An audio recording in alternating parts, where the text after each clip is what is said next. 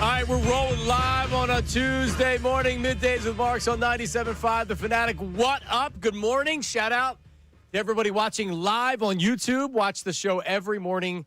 Watch the entire show live from 10 a.m. to 2 p.m., or you can watch whenever you want to on YouTube. Our chatters, we're creating a community of people to watch the show live, but you can watch whenever.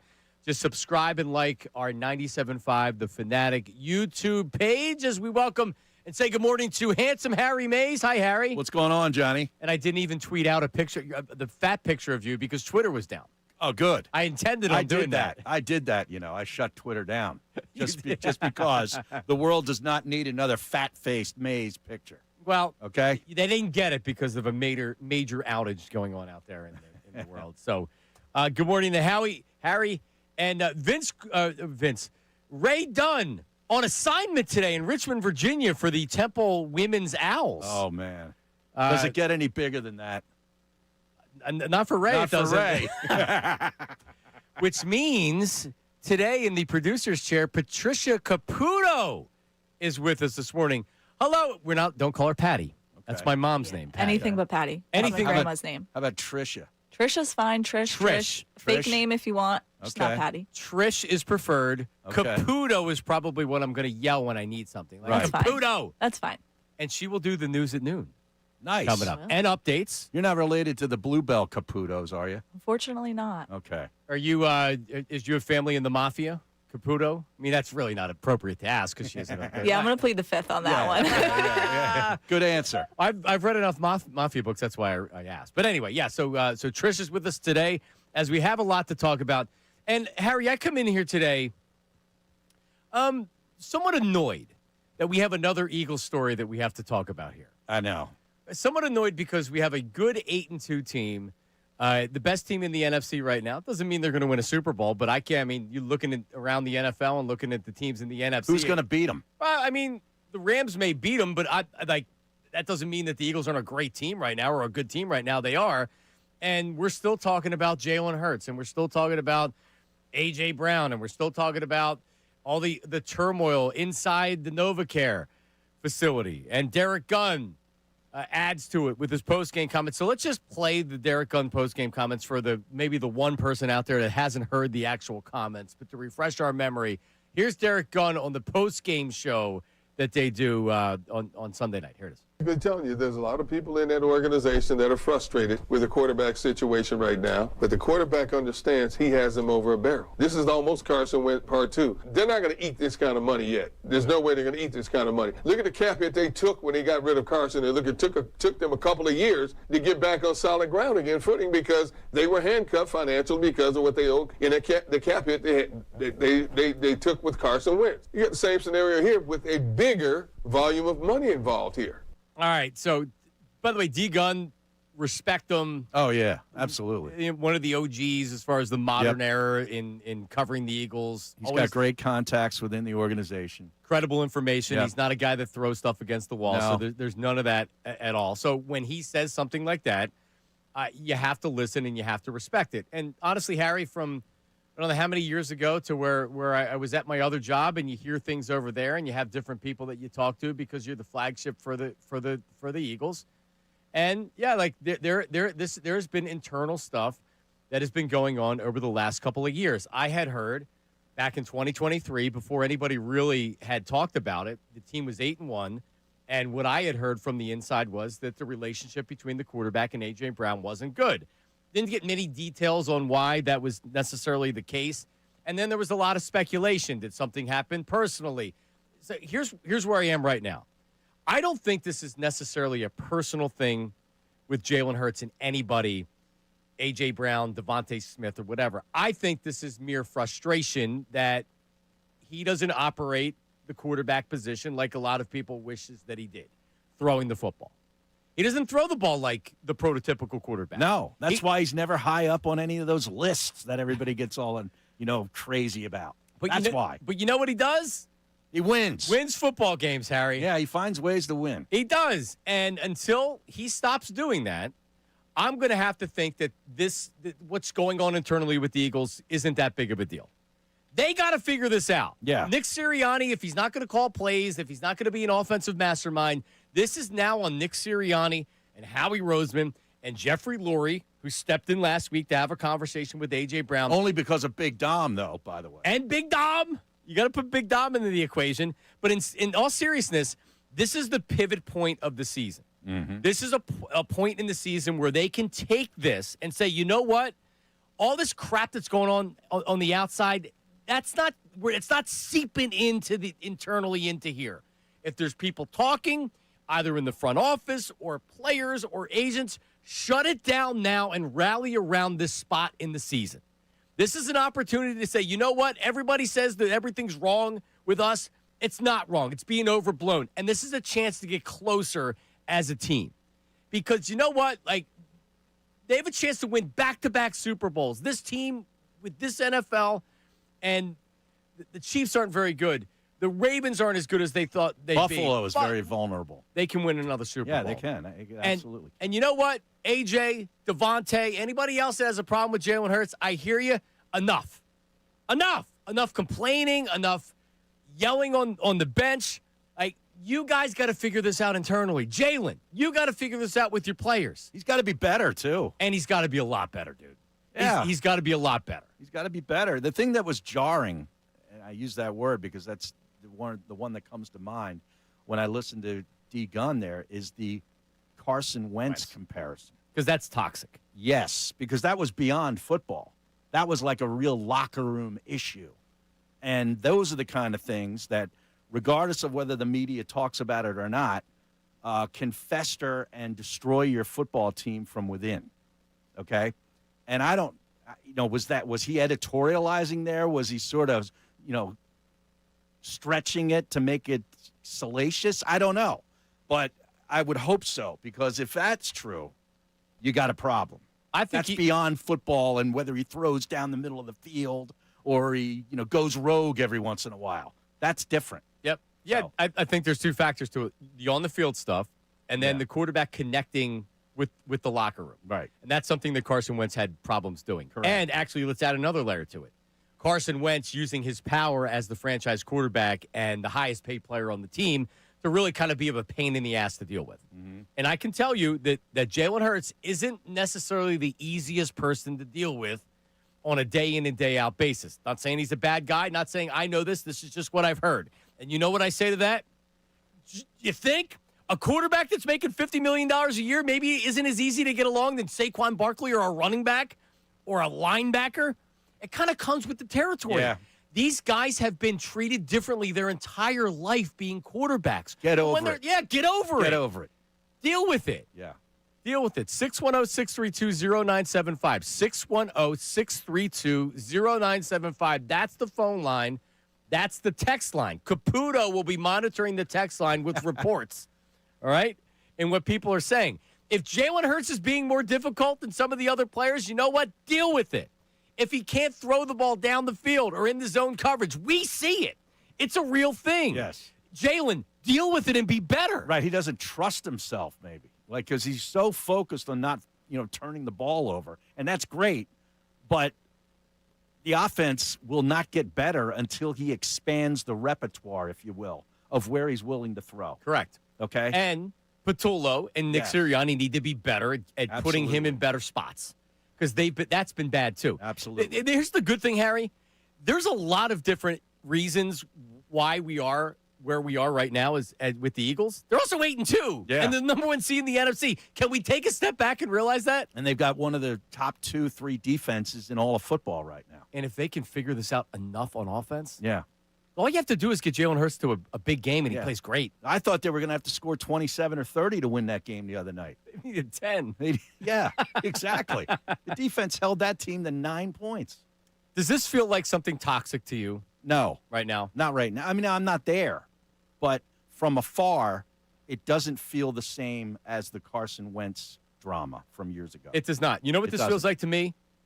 Grow up. Yeah. Stop acting like babies. Grow up. We know Jalen Hurts isn't the best quarterback in the world throwing the ball. Right. And they know that. They know that he too. never will be, probably. Never. Okay? He's never going to be Joe Burrow. No, he's not. He's never going to throw the ball like we want. He's not going to be throwing the ball 50 times a game, a gunslinger, but he wins. And the players on the team know that, and they respect that. So stop being babies and get over it, all right? And figure this out. They have an opportunity to win back-to-back Super Bowls. And everybody's mad about this or mad about that or just throw the freaking ball. I get it. I'd be frustrated too. Take a step back. You're 8-2 with another chance to win a Super Bowl. Now, that being said, outside of getting 11 targets to your noisy wide receiver, that offense looked like ass. Okay? It smelled like it too. Yes. All right. Okay? It was bad. Yes. It was not pretty. Although I felt that game, watching it, was way different than the Green Bay game. You know, but when Joe Buck was trying to tell us that the first half was compelling, and I said it was not. You might define compelling by watching that, but not me.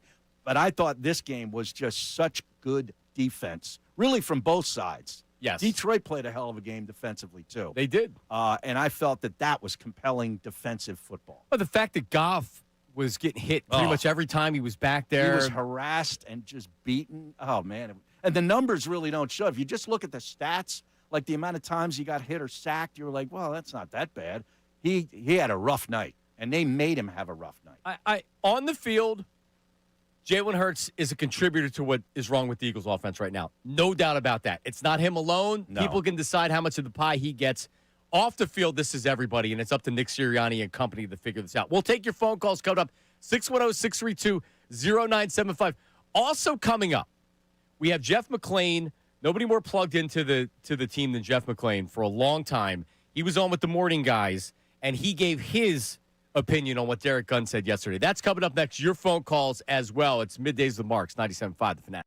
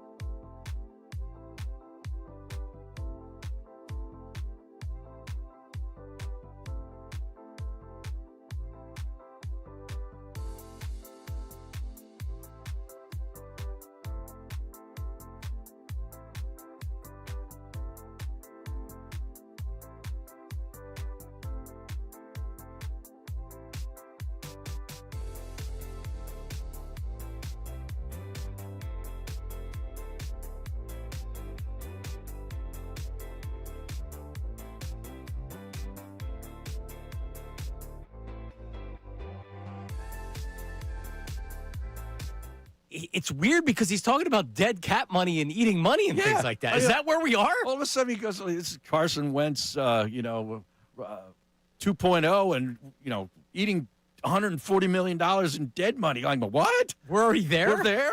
Seriously? I mean, that's quite a leap. What the hell happened? What if they win another Super Bowl? They're Yeah. still cutting them? Yeah, We had somebody calling yesterday trading Hurts for Tanner McKee's the starter. Oh, really? Which, by the way, could happen, I guess, with the Eagles, the way that they work. But it's very unlikely that you're moving on from Jalen Hurts. But who knows? No. So Jeff McClain's asked about the whole situation, Derek Gunn's comments, etc. Here's Jeff McClain with the guys this morning.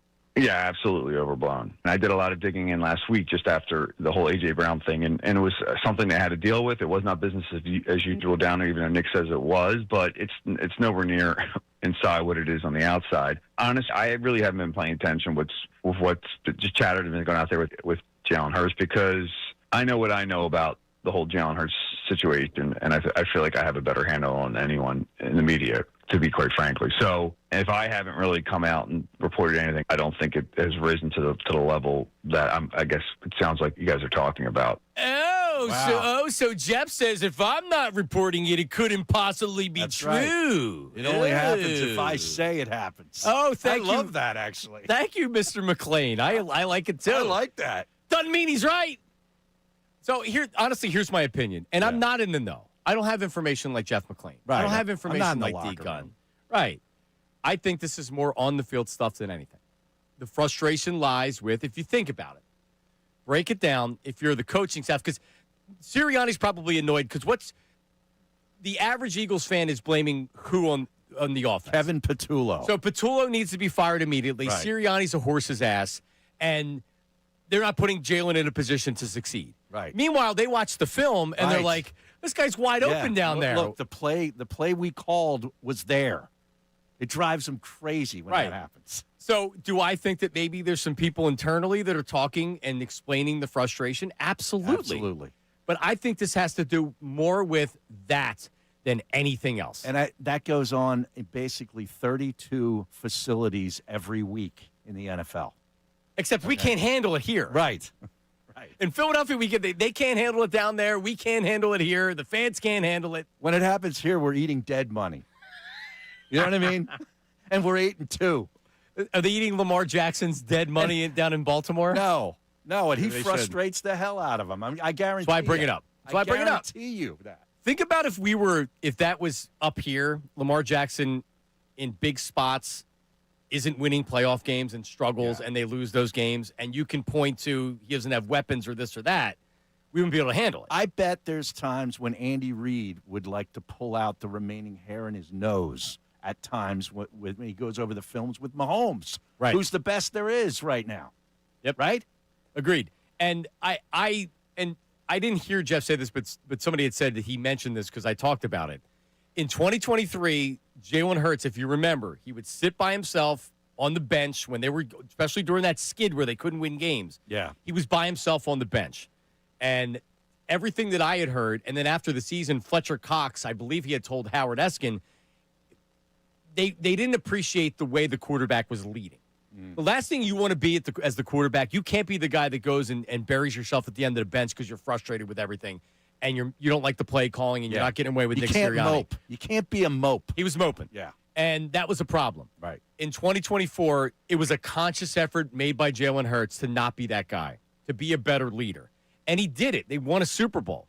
So I don't know if he's reverted back to that because they won a Super Bowl, and now he's gone to I won a Super Bowl, and I don't have to do that.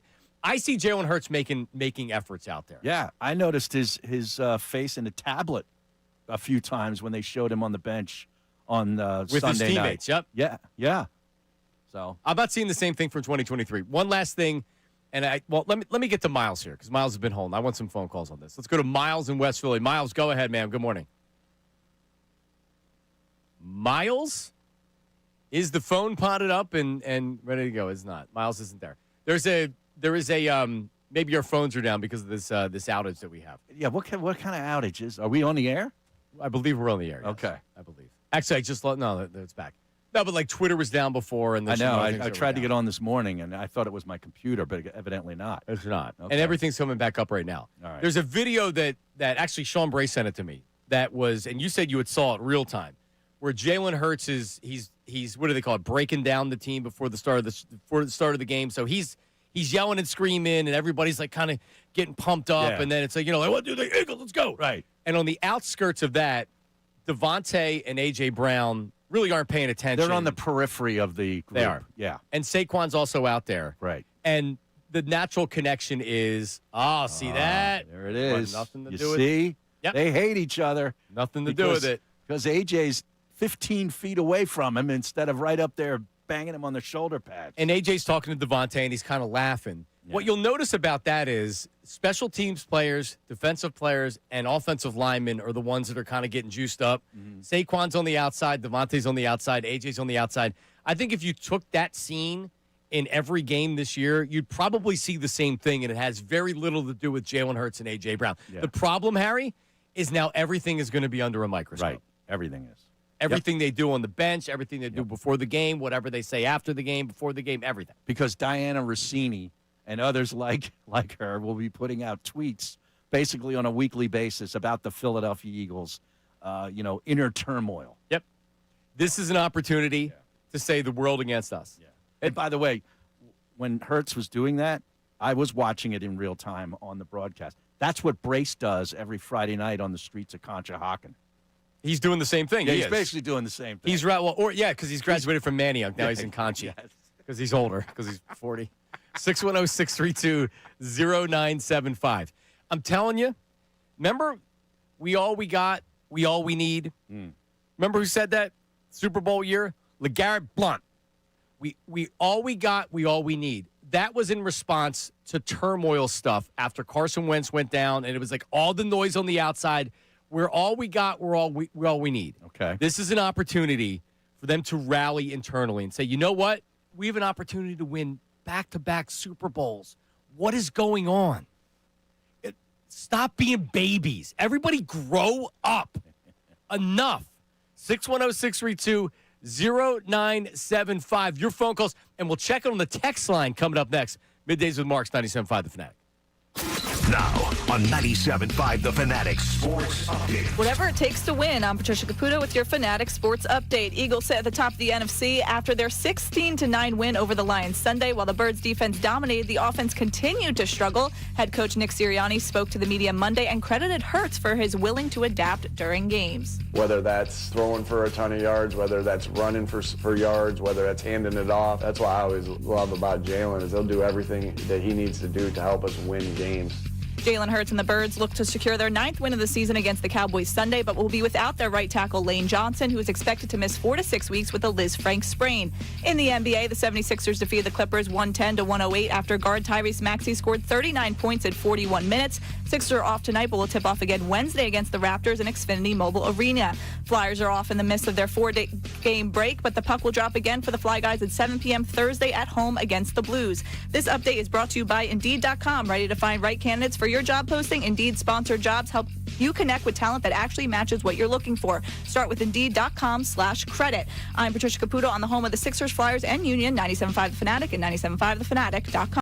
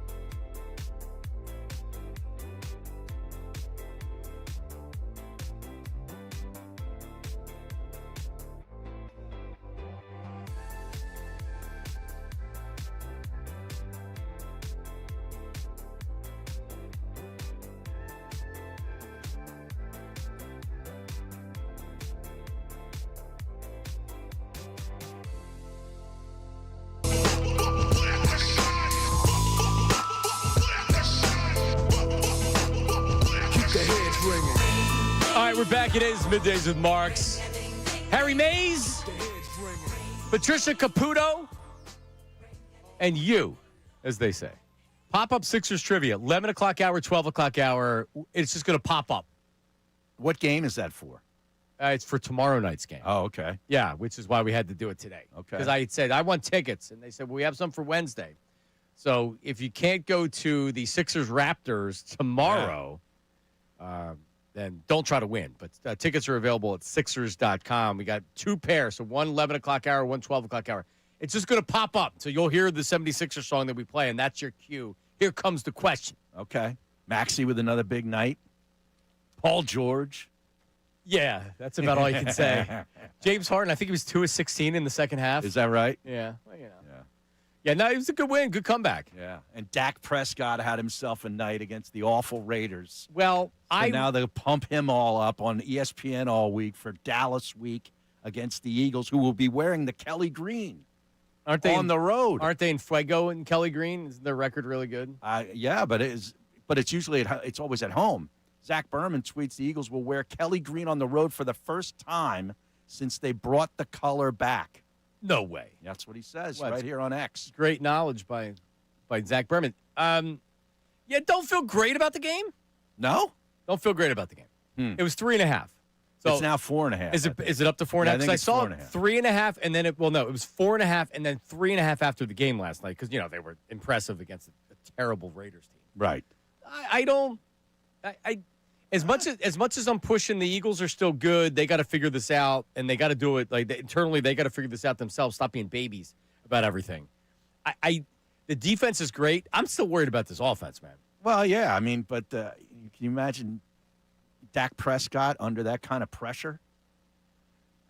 Did they get the same kind of pressure that they did against Goff? Yeah, I know I know what happens with that. He's throwing interceptions. Exactly. Yeah, the defense has looked great.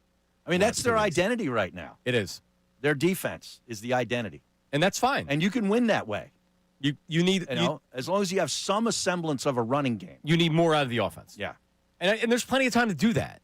There's plenty of time to do that. As long as they stay healthy on defense, this team is playing to go to the Super Bowl. Yeah. Now this offensive line is an issue. It is. Lane Johnson's out for a little while with that list, Frank. 4 to 6. Yep. Weeks is what they're saying. Juergens walking off did not look good. Yeah, it's not good when a guy returns from injury and he's walking off again. Immediately in the same game, yeah. Not good. The MVP can step in. Toth. Yeah. They're fine with Toth. And Fred Johnson's good. Yeah. But you just better hope that one of these guys don't get hurt. He's good in spots, and he's good as the 6th offensive lineman when they put the heavy jumbo package out like they did last week. In the first series, they had him out there. Yeah, love the jumbo. Yeah, I do too. Yep, it's good. But if Matt Pryor needs to make an appearance, you're done. Yeah. I'm turning the TV off. I don't need to watch Matt Pryor. It stinks. All right, let's try Miles again. Miles in West Philly. Miles, are you there? Hello. Yes, I am. Can you hear me this time? What's up, buddy? Gotcha. How are you? Hey, yo. Good morning, guys. How we feeling? Good. How are you? Good. Anyway, I'm just going to jump right into it. You guys are going to hear my best impression of Popeye. I can't stand it. I can't stand no more. I'm looking at this Jalen Hurts situation with this Philadelphia Eagles offense, and I look back a year ago. It was December 8th, Week 14. We go against the Carolina Panthers at home. Offense looked a lot like it just did the past couple of weeks, maybe even a little bit worse.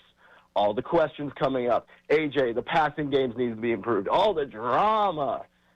You go ahead against Pittsburgh the next week, you throw a touchdown to A.J. Brown, and it's all good. It's all good. You win the Super Bowl this year. This is my way of saying, let's relax a little bit. It's not been great. We both know that. We all know that. It's not been great the past 2 weeks. But I go back a month ago when we went into Minnesota, and Jalen Hurts had one of the best games of his career against a Brian Flores defense. Right. It's like just a couple games ago, and we have this short-term memory with this. And it's like you guys have said, they're babies at this point. Just get over it. I don't even know what the actual issue is itself. Honestly, what I saw, I know that we go back to the tape and we see, there were a lot of throws that, we wish Jalen would have made and he didn't. But I'm also looking at it like, all right, first play of the game, play action deep ball. Second play of the game, run up the middle. Third play of the game, throw to the deep ball again down the sidelines. Yeah. How is Jalen supposed to develop a rhythm in this Kevin Patullo offense? How is anyone supposed to get any sort of chemistry fluidity? How is it's ridiculous to say, oh, he can't throw between the numbers. He can't do this. He can't do that. We've seen him do it all the time. Derek Gunn, what are you thinking with a buyout? We're going to get rid of Jalen and throw in Tanner McKee? I love Tanner McKee. We should have traded him to Cincinnati and gotten something back. Well, I added that. Thank you, Miles. I added the Tanner McKee to the equation. but also let's be fair. I think it's perfectly legitimate to say that Kevin Patullo and the play calling is a problem. But when you say the Kevin Patullo offense, they don't have an offense. There is no offense. This is a Jalen Hurts offense. And if you think that it was just this year, so for all the people that say Patullo is the problem, the same thing was happening last year with Kellen Moore. There was still 4 games in until they decided to just say we're they going to be were a able to running run team. the ball. Yeah. But the passing offense last year was inconsistent, just like it is this year. The same thing, if you look at his throw chart, he throws outside the hash marks. He doesn't throw the middle of the field. This is not a new thing with Jalen Hurts. The other difference was he was turning the ball over Early. in those first 4 games. That stopped after the After bye that, week, too. And I think he's gone into, like, sort of a hyper mode about being cautious with the football. Yeah, I just – he is. He's gun-shy. Yes. You don't want to throw it. But against Minnesota – Yeah. He wasn't gun shy. He was making throws that he wouldn't make previous weeks. We said it after the game. I mean, so was Patullo in the games that they're good? Was Patullo a good offensive coordinator in those games? You see what I mean? Like, if Patullo sucks, then those games that people are saying, well, Jalen was great in those games. So that must mean Patullo was good in those games. Right. You can't pick and choose when they play well. Oh, it's only because of Jalen, not because of Kevin Patullo. Do I believe that if you had a more experienced play caller and / offensive coordinator, would this offense look better right now? I do believe I would that. think so. Yeah. Do I think that solves all the things that are wrong with Jalen Hurts? No. This has been his NFL career. And then he'll go to the Super Bowl and outplay Pat Mahomes. So I'm not saying it makes sense. Because it doesn't make sense. No, it doesn't. It really doesn't. But if they could just figure out a way to get this offensive line up to, runnable. Healthy enough. Yes. I think everything would change. What do we got to just run the ball a little bit? A little bit. No, and you know what? I was happy with the running game because they kept doing it. They didn't have a ton of success, but no home runs. No home runs, and I think Saquon had maybe like 3-point-some yards per carry, but they still were going to it. Caputo, what do we have on the text line here? Sean from Cinnamonson says the Eagles almost feel like 2 different teams. Defense is ran by Vic Fangio. There is order. He is a team playing dominant football. The offense, complete chaos. Hurt stuff, AJ stuff, Patullo stuff, and Nick seems to have no clue how to figure it out. It's chaos, and the offense stinks. Rack that guy, Harry. Wow. Makes a lot of sense. Yeah, he does. There is chaos. I tell you, if I was on this defense, I would be pissed. I would be frustrated. Look, I'm carrying your ass every Sunday night. Yep. Every week. Every week. Every week. Yep. And that at some point the Eagles, the offense is going to have to carry the defense in the game. That's the hope. 610-632-0975.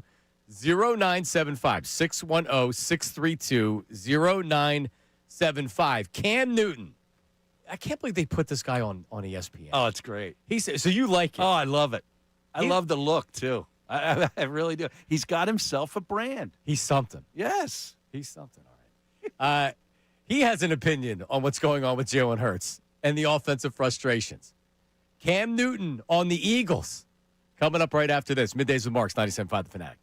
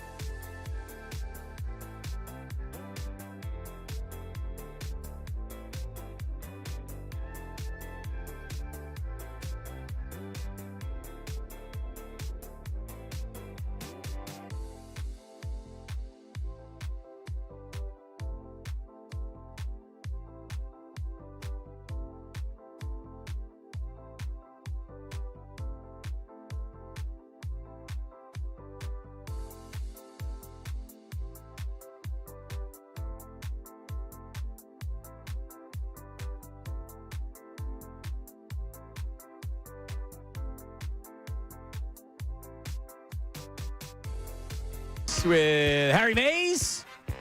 97.5, The Fanatic. Cam Newton. You like Cam Newton as in he gives you good insights, or you think that he amuses you because he amuses me? Like Joe Pesci said, "Am I a clown? Do I amuse you?" He's not a clown, but I just he's not. He's going for his his look and his brand, and it works. And he's a little crazy, and I just find him somewhat entertaining, in like a jester kind of way. Right? Like, yeah, clown. Okay, He's become more. I don't know the word. Caputo doesn't like him. I can tell when Caputo. Do you like when his name came up? Cam Newton? I have mixed feelings. Great player was, but now he talks just a lot. He says a lot of things that I don't know if he did it in the NFL. Oh yeah, he talks like, I think the self-awareness when he talks about Jalen Hurts and some other players is like, hang on a second, Cam. Yeah. You won an MVP and you were a great player at one point. You also didn't dive on a ball in the Super Bowl. Right. And are you aware of how we look at that and how that relates to the player we think you are? Can you imagine if he was playing for the Eagles and did that? No. In that game? No, oh, my God. You'd be talking $140 million buyout. Yeah. Yeah, that's where the dead money could be a billion. Yeah. It wouldn't matter.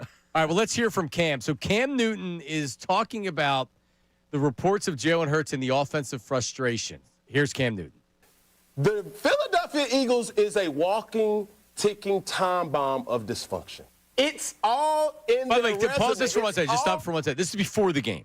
This is before the Eagles-Lions game. Okay. So he said this last week. Here's Cam Newton. All right. All in the thing that they've been trying to do. And I've said this before, and I will say it again.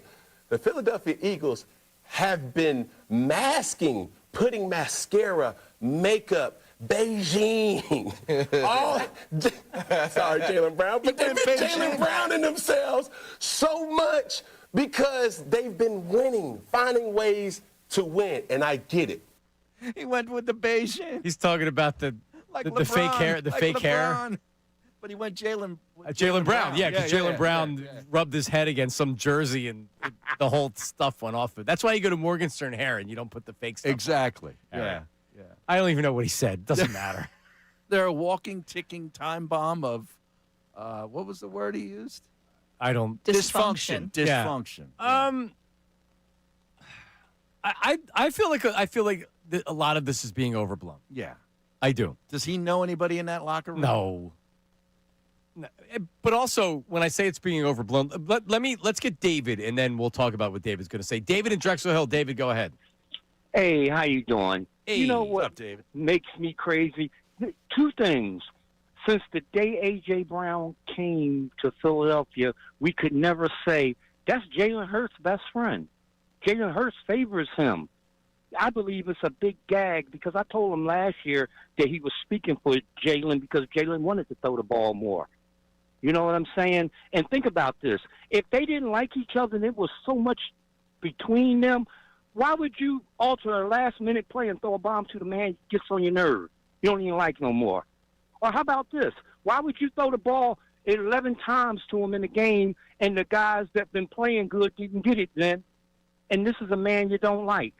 You know, and maybe there's some kind of friction going on between them, but I don't believe it's all that big that it's going to destroy the team.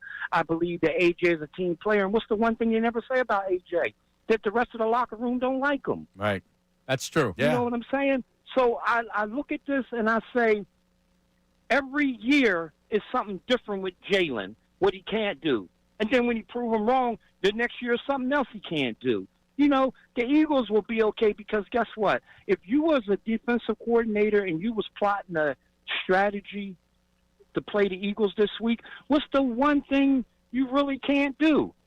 Is you can't let Jalen, and I thought Chris Collinsworth had a really, really good game with the Lions and he was spot on. Jalen being involved in the offense with his legs needs to be more of it. We've been saying that on this show. We certainly have. Yes, and he's designed runs. And he's right. Yes. Defensive coordinators don't look at Jalen and say, we're scared to death of him throwing the ball. Right. They're worried about him making plays with his legs. He can use his arm and making plays with his legs, but it's the design runs. The Eagles running game. Remember, and this was with DeAndre Swift a couple years ago. Mm-hmm. When Jalen was hurt and they knew that he couldn't run because he was playing injured, they stopped worrying about Jalen running the ball, and they keyed on the running back. And guess what they didn't have? The same success running the ball when Jalen wasn't an option to run. They need to get him more involved in the running game. They also have to worry about getting him injured, which has always been a thing. But he's not a good enough passer where you can take that out of his game. He's just not. I agree. Totally agree with you. And I agreed with our caller, David, too. I think a lot of this stuff, if they really hated each other, I mean, this would have manifested already in many different ways. Here's what I think it is. Frustrations with the way he plays quarterback, which is the struggles throwing the football. And these are things that I've heard even recently. Jalen's kind of aloof. Mm-hmm. And you can tell that. Even from afar, you can sort of see that. When you hear that he's always giving the lines and he's always got the quotes and the things like that, there's a certain – and I'll always go back to Tom Brady. I've heard players that came to the Patriots later on in the career, like James Harrison. James Harrison said he came to the Patriots hating Tom Brady, and he didn't want to talk to him.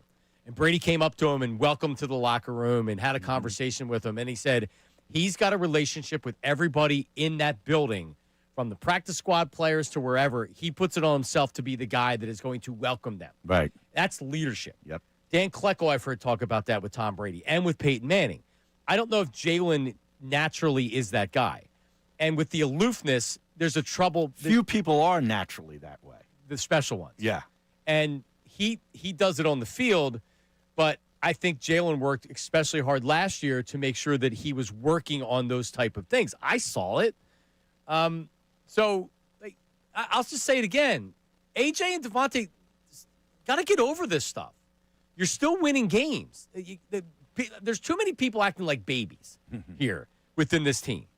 And if it's really as bad as a lot of people in the media are saying, then they're done. They're done. Then it's never going to work. But if there are issues, which I believe there are issues, now is the time that they can actually say, you know what?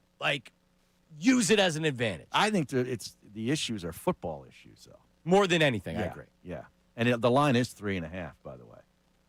Yep. It is 3.5. That's still I saw it at 4.5 somewhere else, but where I would go, it's 3.5. It was 4.5. After the game, it went to 3.5.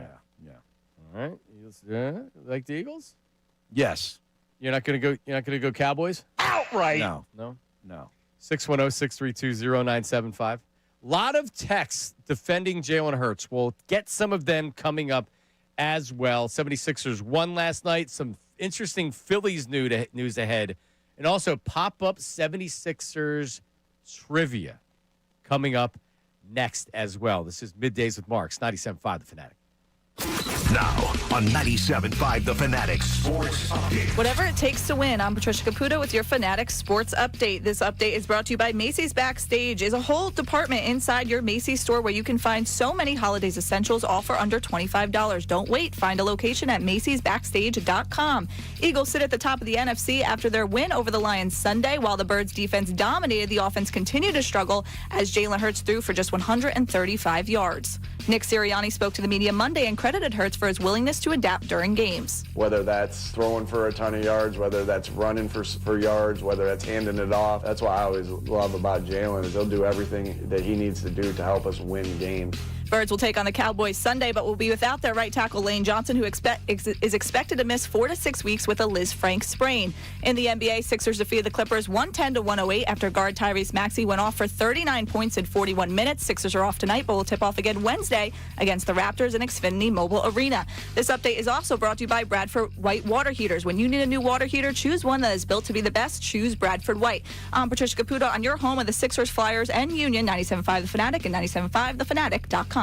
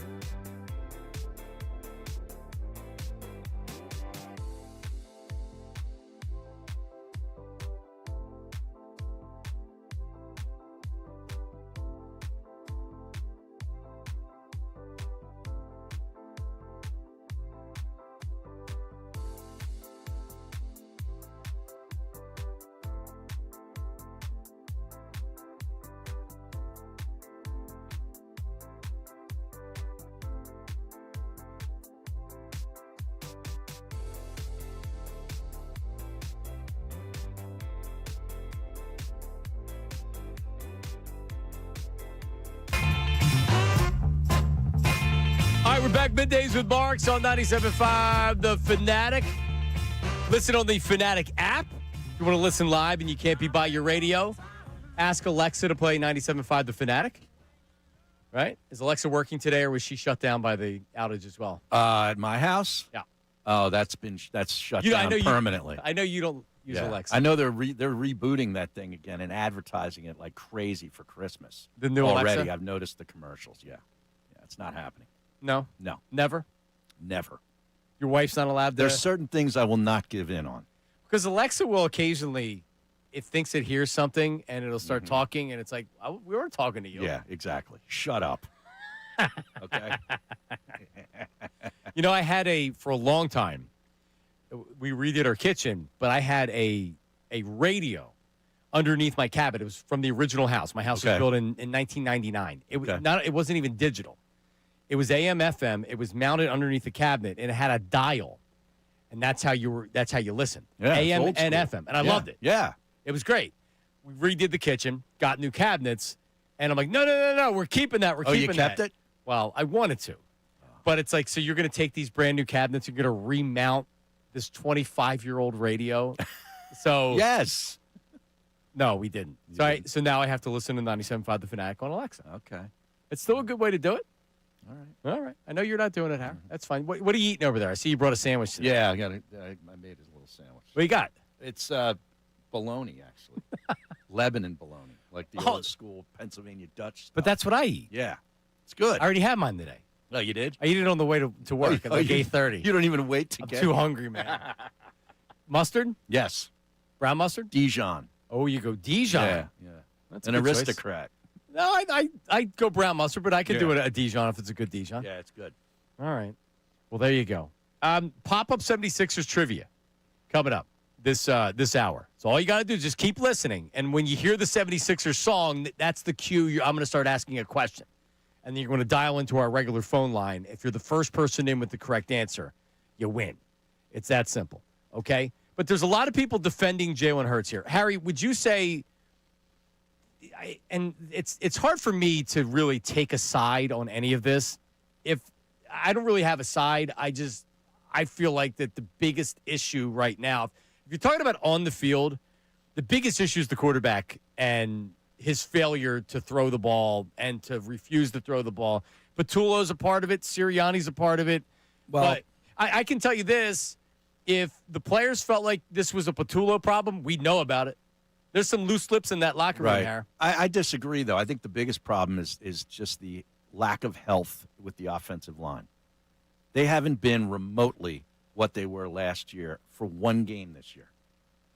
Agreed, but that's saying that we need to run the ball to win, which is really. I think they do. Well, I agree with you. I But think that's they because do. the quarterback's not good enough throwing the ball. Right. Yeah.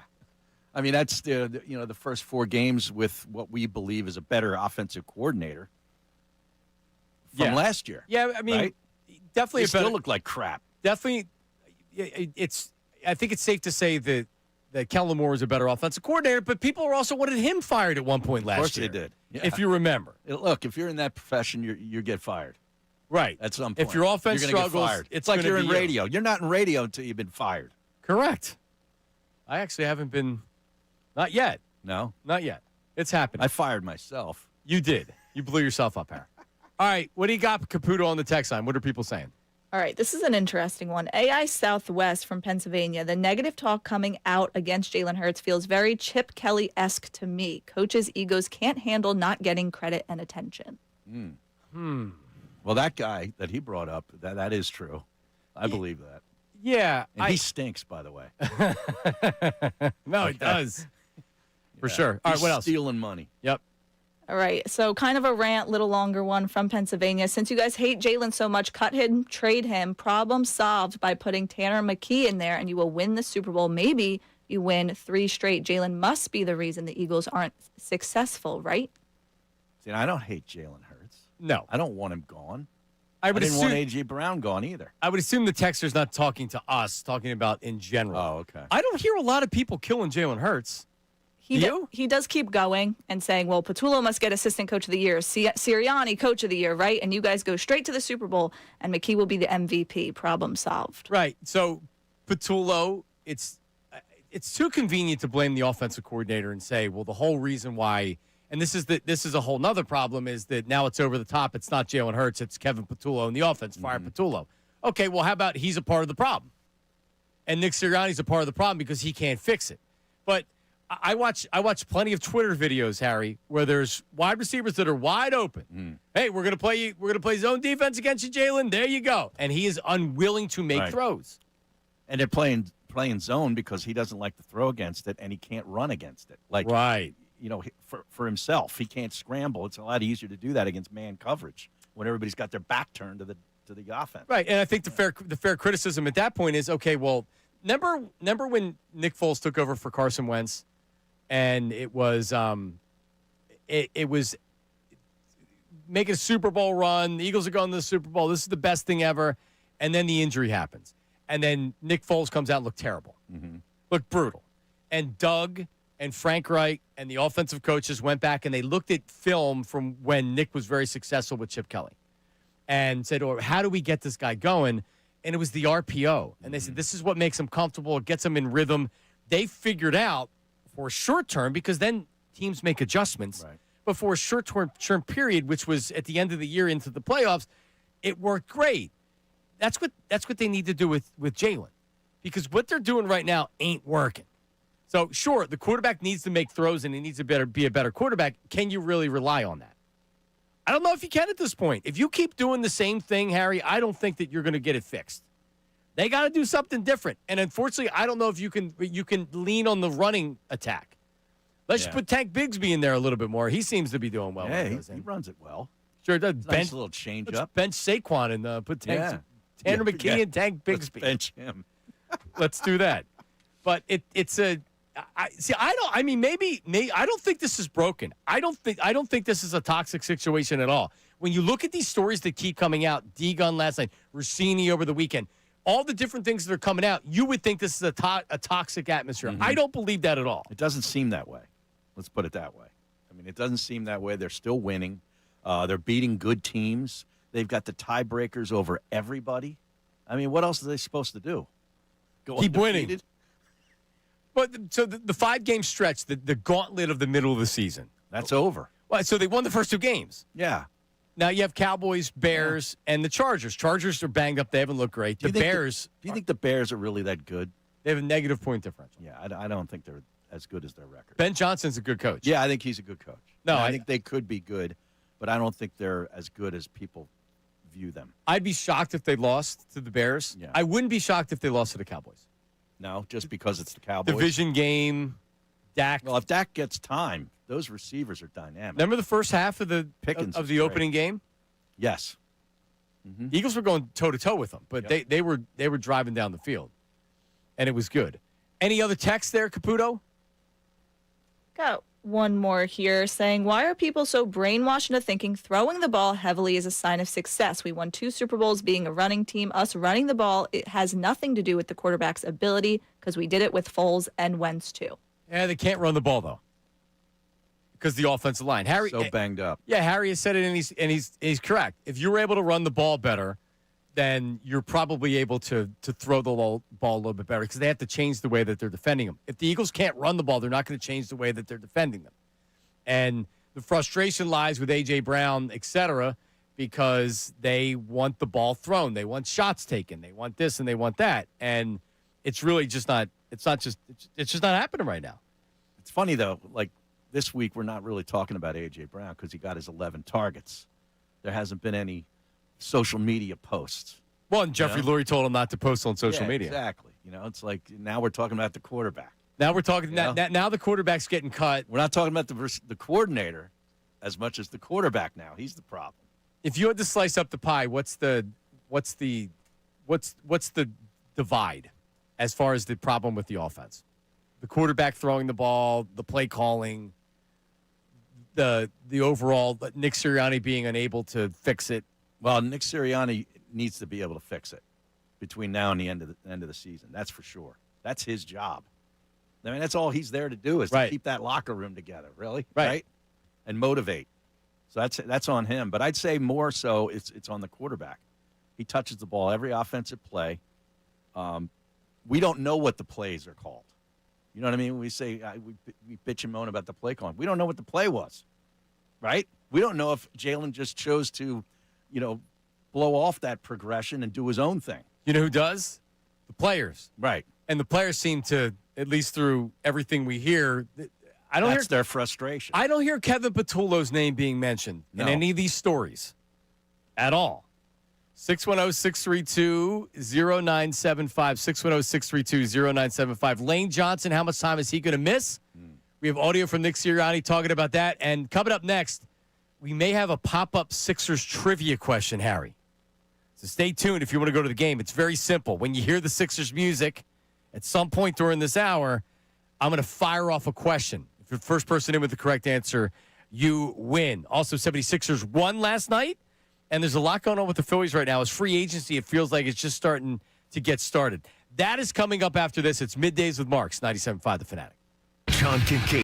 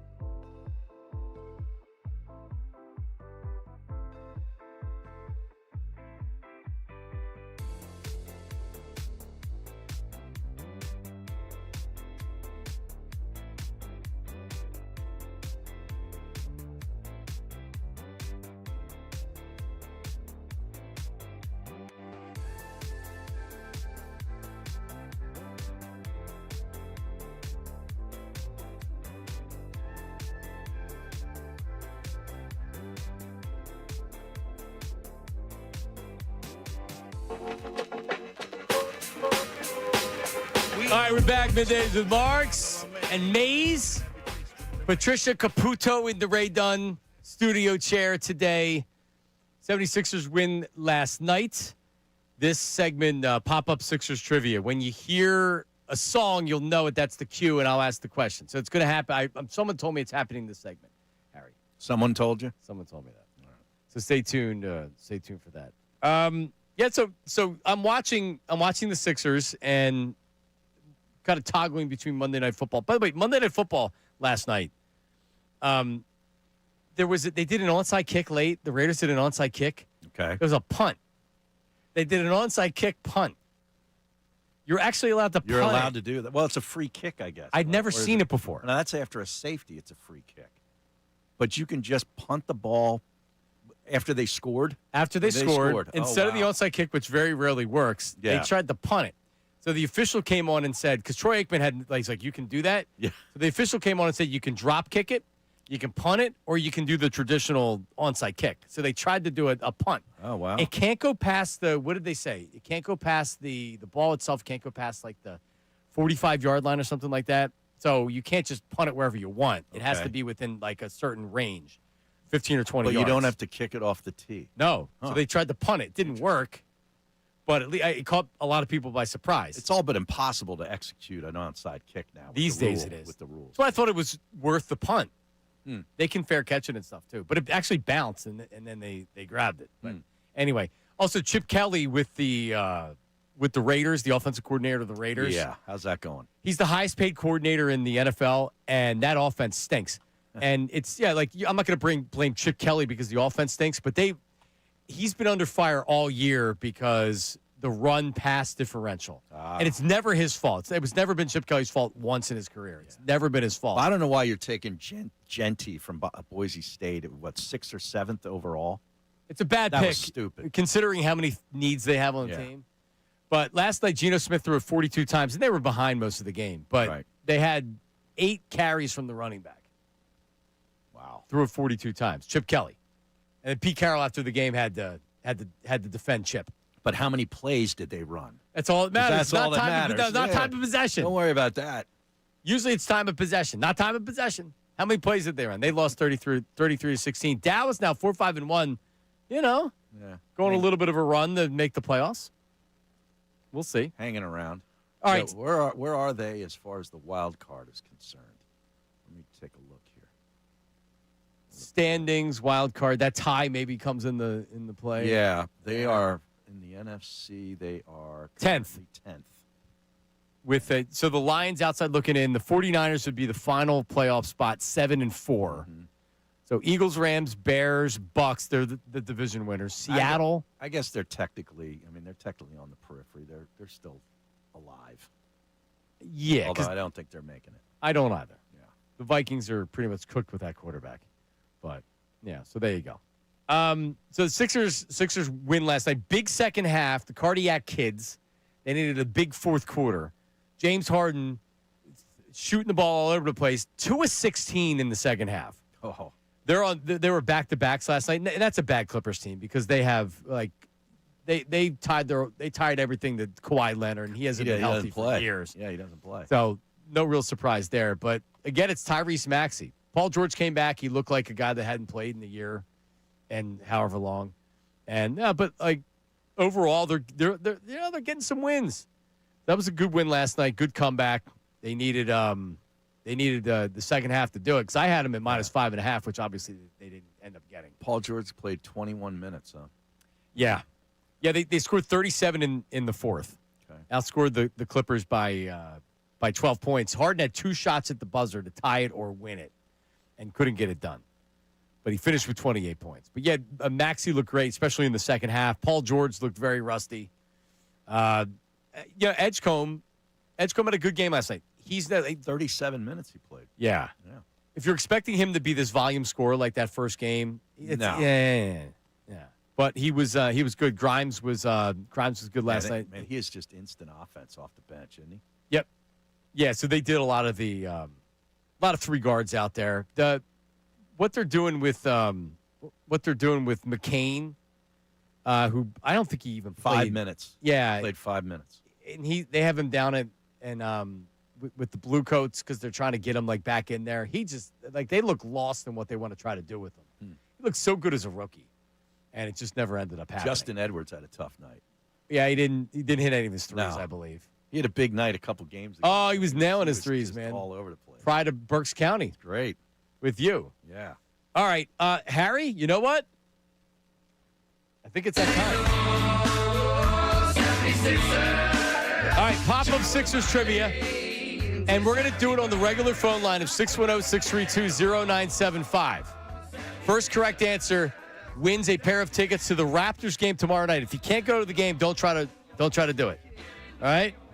Get your single tickets today at Sixers.com. This is 2000-2001 Sixers trivia. 25 years ago. The only Sixer to play in all 82 games in the 2000-2001 season was who? Don't answer it, Harry. I will not. 610-632-0975. The only Sixer to play in all 82 games was who?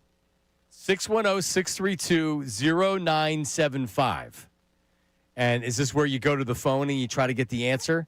Or you just call in because you think you know the answer? That's the problem with some of the trivia stuff we do is it's easily attainable. I mean, I would call in and get my spot on the phone lines first. There you go. Because you never know. Right. And then you look it up. You got to have a chance first. 610-632-0975. Put him on hold, Nate. Get his name, put him on hold. We're going to pop him right up there. 610-632-0975. The only Sixer to play in all 82 games is who? I don't need an answer. Bill. Bill, what's the answer? Bill, hello. Where's Bill? Yeah, I'm sorry. There he is. Guys. What's the answer, Bill? The only Sixer to play in all 82 games in 2000-2001 Sixers. AI. Is it Allen Iverson? It is not Allen Iverson. Incorrect. Allison. Allison, what is the answer? Allison. Allison, hello. Allison, you're gone. Let's try Chuck in New York. Chuck, what's the answer? Chuck. What? Yes. There he is. In 2000 and 2001, the only 76er to play in all 82 games was who? Matt Geiger. Is it Mutt Geiger? I played 31, I believe. I was looking it up this morning. It's the worst. Let's go to Nick in Briarcliff. Nick, what's the answer? George Lynch. Is it George Lynch? It's George Lynch. You win the tickets. Congratulations, Nick. Awesome. All right, hang on, man. George Lynch played Nice in all job. 82. There you go. You're a George Lynch fan? He was all right. North Carolina. I like role, George role Lynch. player. Yeah. He'd be a dinosaur in today's game. Yeah. An undersized power forward who couldn't shoot the three. He developed a little bit of a three-point shot, didn't he? Nah. Yeah, not really. If you're relying on him to hit threes, you're in trouble. For sure. All right, so going off of that, right? Yes. How many three-point shots do you think they averaged in a game in 2000-2001? I was looking at this morning. As a team. As in a team. game. So I'll tell you how much they average now. This year, they take 35.8 three-point attempts in a game on average. 6. 9.8. 9.8. Okay. So just under 10 three-pointers a game. They made 3. 32% from the field. It's a much Totally different game than it was. Yeah. It was an ISO game back then. 610-632-0975. 610-632-0975. So the 4th and 1 decision to go for it, instead of punting the ball away, giving the opportunity for the Lions to actually get back in the game and tie the game. Nick Sirianni spoke about using analytics in the decision to make that call. We'll play that for you, and we'll discuss it coming up after this. Middays with Mays, 97.5 The Fanatic. Now on 97.5 The Fanatic Sports Update. I'm Patricia Caputo with this Fanatic Sports Update. Whatever it takes to win, Eagles sit at the top of the NFC after their 16-9 win against the Lions on Sunday. Nick Sirianni did speak to the media about the sluggish offense, but says that he has confidence in Jalen Hurts.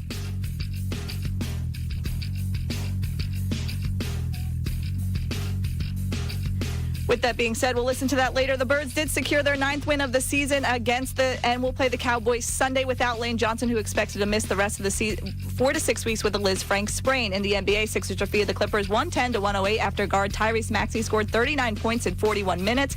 Sixers are off tonight, but will tip off again Wednesday against the Raptors in Xfinity Mobile Arena. In the NHL, Flyers are off in their midst of their 4-day break, but the puck will drop again for the Fly Guys at 7 p.m. Thursday at home against the Blues. This report is brought to you by Audible. Stuck in traffic? Audible's romance collection will have you falling fast in the slow lane. Satisfy every side of the rom-coms, romantasy, and the really steamy stuff. Listen free with a 30-day trial at audible.com. I'm Patricia Caputo with your Fanatic Sports Update on the home of the 97.5 The Fanatic, the home of the Sixers, Flyers, and Union.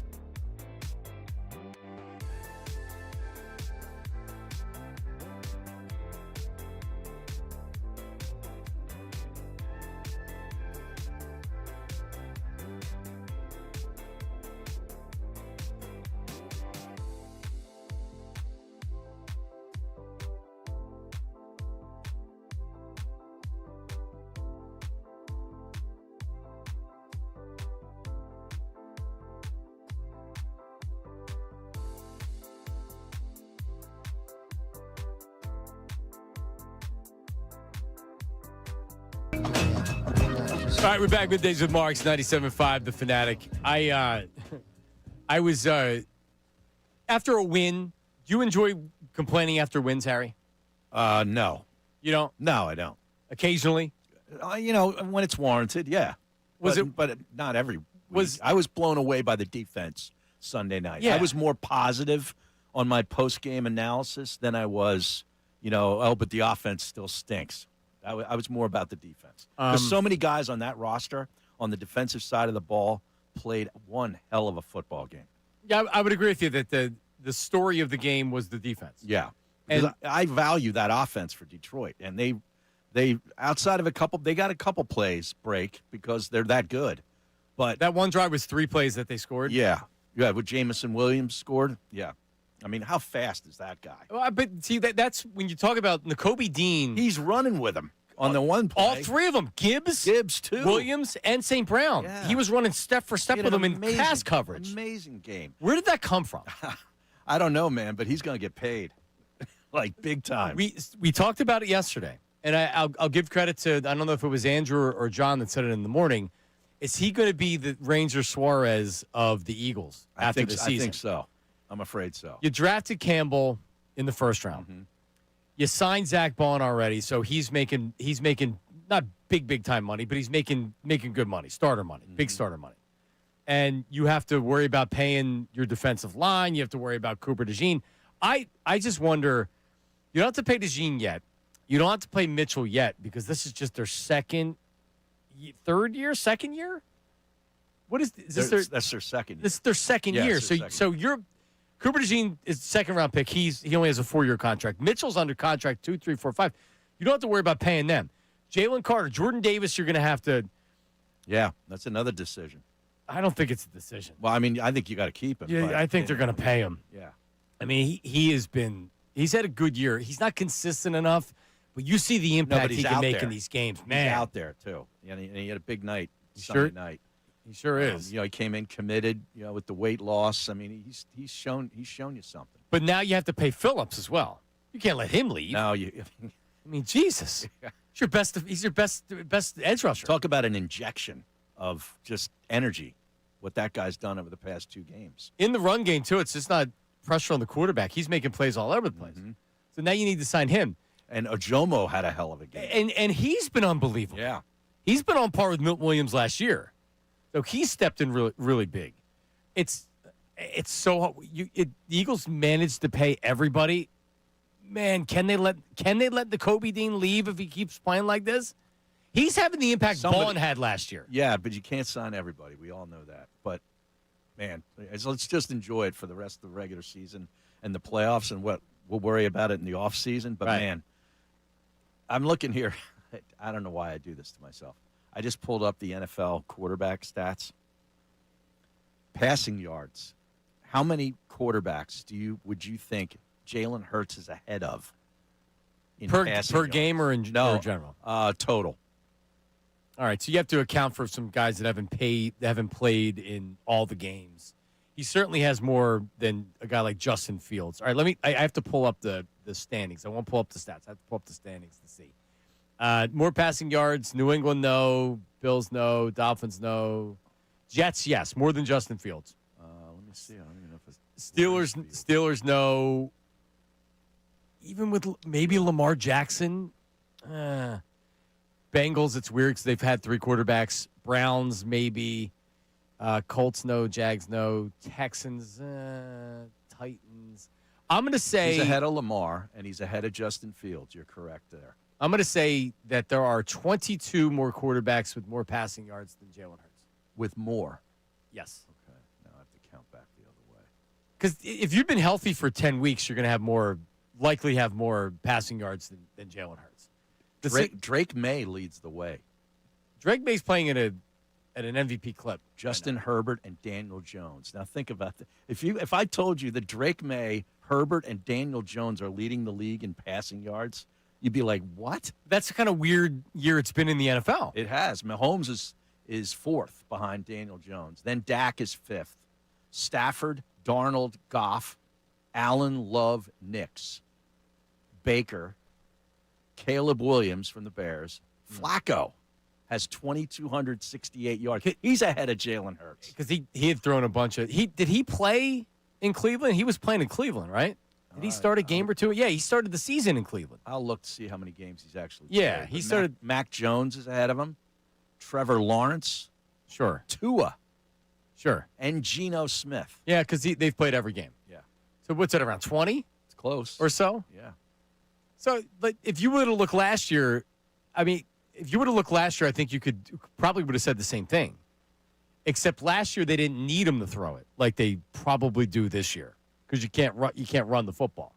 18 are ahead of him. Okay, 18. so I said 22. You were close. Yeah, Yeah. that's about right. Mhm. Which is I'm worried less about the yards per game as I am when you need to throw the ball when it calls for it to be able to do it. He's just playing with such low confidence right now. He had the 2-game stretch against the Giants and the Vikings where it's like, oh, he's fixed.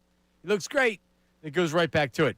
So Nick Sirianni going for it on fourth and 1. What was your opinion on it? You know, I'm 60 years old now, but I got nice hair for a guy my age, and it You do. makes me want to pull it out when he does stuff like that.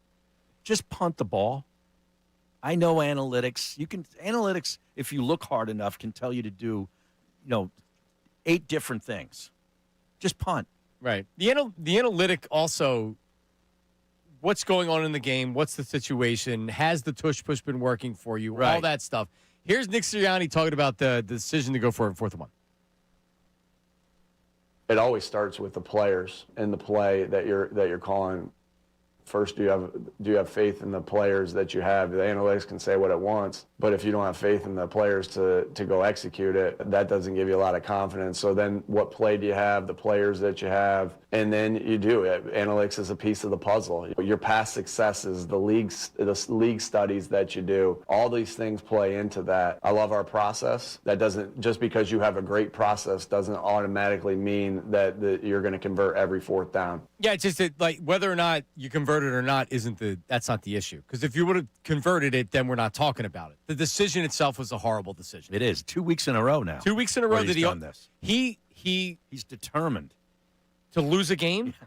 Is that what he's doing? He's That's what determined to do? Well, didn't I say here last Friday that there's going to be, a couple of harebrained decisions by both of those coaches on Sunday night? That was and the that's story. exactly what we saw. Yep.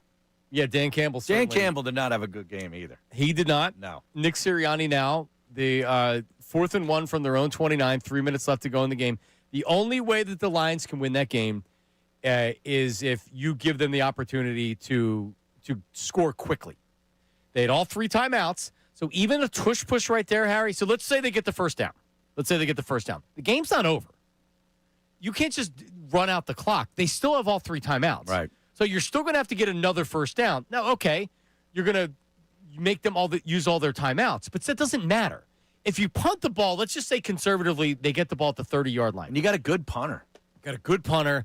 The wind's terrible. Goff looked brutal, and so they're going to have to go. They're going to have to go 70 yards to score a touchdown, or they're going to have to kick a field goal, and they're probably going to have to use a timeout or 2 if you punt the ball away. Oh yeah, right. definitely. And then how much time's left?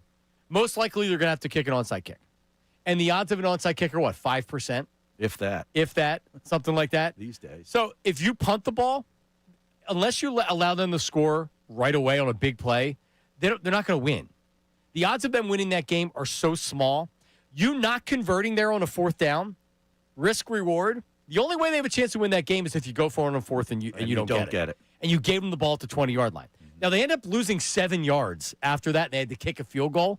But still, if you don't have that 3rd down play, that phantom pass interference call on A.J. Brown, the Lions have the ball back with about 1:40 left to go in the game. And I don't think that was pass interference. Well, no, That was not a good call. It was But a horrible We'll call. take it, but that was not a good call. So now they have the ball back with 1:40, and now they need a touchdown. But they've plenty of time to do it. So Nick Sirianni can talk in circles. He didn't even say anything on there with the analytics, right? He didn't say anything. It's a horrible decision. 2 straight weeks where he's made bad decisions in critical moments. And he always doubles down on it, though. He sure does. He always does. Yeah, no, it was the whole thing. Yeah, I didn't like it. The whole thing behind it was it didn't make any sense. He's trying to be greedy. The tush push isn't working like it did before. Well, it's the offensive line, right? It's got to be. right? It's It's not hard on them. It You know? sure is. They don't have the same people doing I it. bet Brett Toth doesn't like having to run that play. 610-632-0975. 610-632-0975. Get on the text line. Also, the feedback line, Harry. Oh, yeah. I love that. 975 feedback at 975thefanatic.com. Anything we're talking about during the show, you email, and we get it. And at the end of the show, our artificial intelligence voice puts it together. You can also do it on the text line, which is 610-632-0975. Just leave your name and location so we can properly identify you. It's nice to know who's texting us. We'll come back. Passing game. What about the Eagles' running game? And coming up later on in the show, the Phillies free agency, they have some pretty interesting decisions to make. And there's talk about some trades among some players in the bullpen, some pitchers. We have that coming up as well. Middays with Marks, 97.5 The Fanatic. Start your morning off.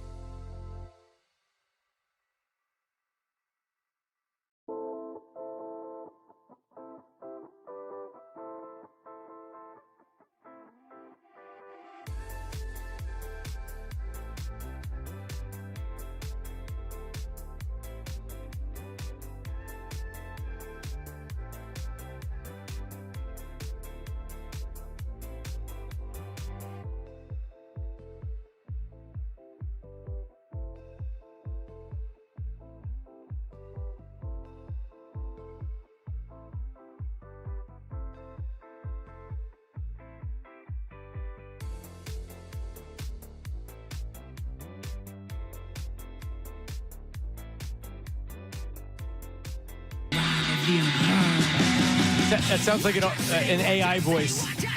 With a British accent. Yeah. We're back. Middays with Marks. 97.5 The Fanatic. News at noon coming up with Patricia Caputo. Harry asked me during the break, is Trish doing it? I said, damn right she is. I'm doing it. I'm You're ready. doing it? Good. All right. It was a nice recovery on the update, the previous update too, because I think the cut didn't fire. Yeah, little technical. Right, that happens. It happens. You It move happens on. a You lot. You just move on. Yep. So it was a good job. Yep. Happens to all of us. Happened to the best of us. Harry, Trish, Harry, when I first met Harry, he was the update. He was the first voice heard on 950 AM, WPEN AM. Yeah, He did the first update on the station when we flipped to sports. on the mornings, 6 o'clock. 6 a.m. Yeah. And at the time, they weren't live, so you had to put them in the system. But if you didn't do it in enough time, the old update would run. Right, or if there was nothing in there. Or nothing would run. It would be dead air. You're making me feel good now. Yeah. So it happened at least once or twice where the update from the previous day had run. I don't think anybody really heard. No. Not many people listened to the station at that time. But But then when I got moved to Rome's time slot, Jim Rome, you had a certain window to get your live update in. yes, I did that. That was a shift as real well. challenge. Yeah, because his clock wasn't as he was all over the place. Yeah. He would take these long segments and he'd be like, "Oh, I got to do an update. Then I got to do another update 10 minutes later." Mm-hmm. Because he would go long on one segment. So you had a window to get your live update in, and the time's clicking down. Yep. Yeah, it was good. Good learning experience. All right, there you go. So we're with you there, Caputo. Thanks. Pressure's on for you. Yeah. So next update, we're going to be staring at you, watching. That you sounds do it. good. I need that. Right. That would help me out, actually. Good. All right. I have two comments here that I want to throw out there with the Eagles. So this is just, I don't even know who this person is. This is just some random Twitter person that comes up in my feed. And it's this stuff right here that I'm shake. I tremble that it makes me so mad. This is the comment. We literally would cakewalk back to the Super Bowl if Kellen Moore didn't take that Saints job. And then one of the follow-up comments was, nah, if we had Shane Steichen, it'd be clinical. How about this? No, it wouldn't. You'd be having the same issues. They had the same issues last year. With Kellen Moore. With Kellen Moore. Yeah. Except they could run the ball because they were healthy last year. Everybody's so focused on Kevin Patullo. Like, stop. People wanted Kellen Moore fired last year. And Shane Steichen, I don't remember that far back to. I think Shane Steichen did a good job as offense coordinator. He also had experience, too. But, I mean, everybody's got to make this so much about Patullo. The quarterback is a big part of the struggles on offense. He's not here the same. He's not. Without a running game. And then Uncle Jamie chimes in on the text board. How's his picks this past weekend? Pretty good? I think he went 2-1. That's good. That's 66%. That works. He hit on I know he hit on the one that I was focusing on. That's what I went, because I took my lock with the Steelers, and then I had 1-1 in college. Your Liberty Safes in New Jersey lock of the week you hit. And then I put money on Detroit and lost. I did not, and I bet Detroit. Eagles win, but not covering. But I had the Cowboys last night, so that was nice. That was a good one. So he says that Jalen does what Jalen needs to do with the game. If he needs to throw for 350, he'll throw for 350. I have complete confidence in that dude. 350? All I right, bet against that. All right, well let's use it. Let's say 300 yards. His point is that not worried at all. I have complete confidence in that dude. You agree? I am more that way than the other way. Yeah, I agree with that. Yeah, I don't know if I could say complete confidence, but I have confidence in him. I have complete confidence in him. Complete. And by the way, the best quarterbacks of all time lose games. Of course. Tom Brady loses games before making the Super Bowl. Peyton Manning was not a great clutch quarterback. Right. He's a great, like the best quarterbacks of all time. Not everybody wins every game. So we have to keep that in mind. The Eagles aren't going to win every game that they play in the playoffs or the regular season. But as far as in the moment doing what he needs to do to win a game, I have complete confidence in Jalen Hurts. I don't know what the hell happened in 2023 where the season just totally fell apart. And a lot of that was play calling, Sirianni, Brian Johnson. And that was an in-house. And hire. that was an in-house deal. And that was also as much about Jimmys and Joes as X's and O's. There was that something was reeking inside of that locker room. I don't feel that way about They didn't have Vic Fangio in his defense. Big difference. Yeah. Big difference. I have complete confidence in that guy. I have complete confidence in Fangio. And you know what else? I have confidence that Nick Sirianni can get through to these guys. Because, I don't think there's many teams that can operate under the cover of chaos like the Eagles have. The Eagles are in constant chaos, it feels like. It seems that way. Or maybe that's just the way it is to us. Yeah, but even last year, AJ's comments, right? Like the passing offense, and then BG comes out and says they don't get along.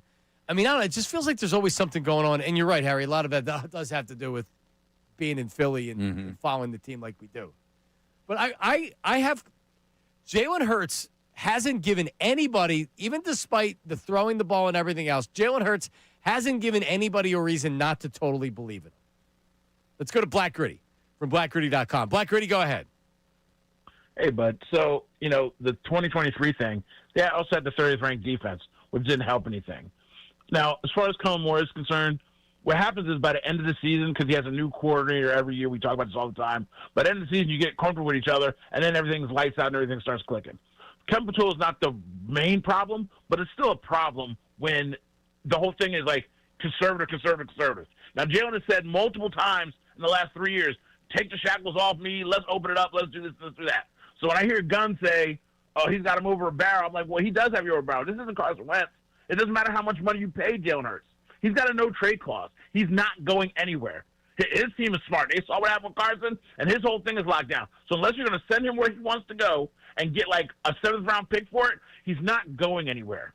So right now, the offensive line is dinged up in and out. We can't run the ball. It seems like Tank runs the ball better than Saquon, and that's not just because Saquon is like a little bit slower because of 2,000 yards last year. It's because when they see Saquon, they load up the box. When Tank's in there, they back off, and then Tank gets to run, what is he averaging, 6-7 yards a carry as opposed to Saquon's 3?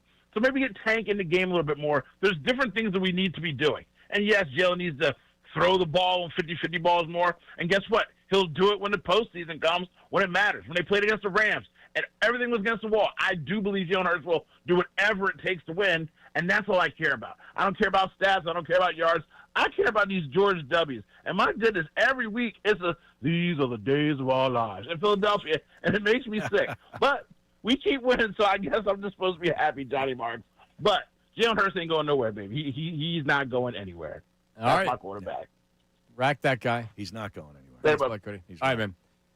Also, and Black Gritty brings up a good point. When Tank Bigsby's in there, I can just think of one of the runs from Sunday night.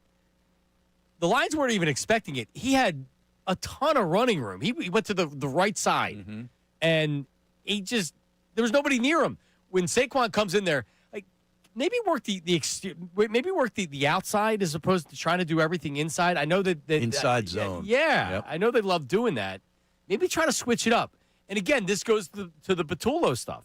I'm not trying to tell you he's doing a bang up job and he's doing a great job, but we also have to realize there's other factors here that maybe he'd be doing a better job if the quarterback was willing to make throws. Yeah. Now the wind, I think, factored into a lot of what they didn't do Sunday night. You know what that was brutal. You know what factors into? It's already putting Jalen at low confidence because he knows he doesn't have the arm that can drive through the high winds. And neither does Goff. Right. No, you're right. Yeah. I mean, a lot of his balls, I mean, he was off big time. And a lot of that was the pressure, but not all of it was the pressure. He was low. He was behind. He didn't have high confidence. So, yeah, it was brutal on Sunday night. Wish I would have taken the under in the game. Yeah. That was the play. All right, coming up, news at noon. Now, she did this last week when I was off. Oh, yeah? And I didn't hear it. Oh, all right. So I'll be – what do you have in store for us today, Caputo? I'll give a little tease. We have Devontae Smith likes to watch one wide receiver, or at least he did last week, one popular former NFL wideout. He watches some film before game day against the Lions. Oh. Maybe he shouldn't anymore, but we'll talk about it. News at noon with Patricia Caputo is coming up next. Middays with Marks, 97.5 The Fanatic. Now on 97.5 The Fanatic Sports Update. Whatever it takes to win, I'm Patricia Caputo, and this update is brought to you by Audible. Stuck in traffic? Audible's romance collection will have you falling fast in the slow lane. Satisfy every side of your rom-coms, romantasy, and the really steamy stuff. Listen here, free with 30-day trial, audible.com. Eagles sit at the top of the NFC after their 16-9 win over the Lions Sunday. The Birds' defense, while the offense continued to struggle as Jalen Hurts threw for just 135 yards. Head coach Nick Sirianni spoke to the media Monday and credited Hurts for his willingness to adapt during games. Whether that's throwing for a ton of yards, whether that's running for yards, whether that's handing it off. That's what I always love about Jalen is he'll do everything.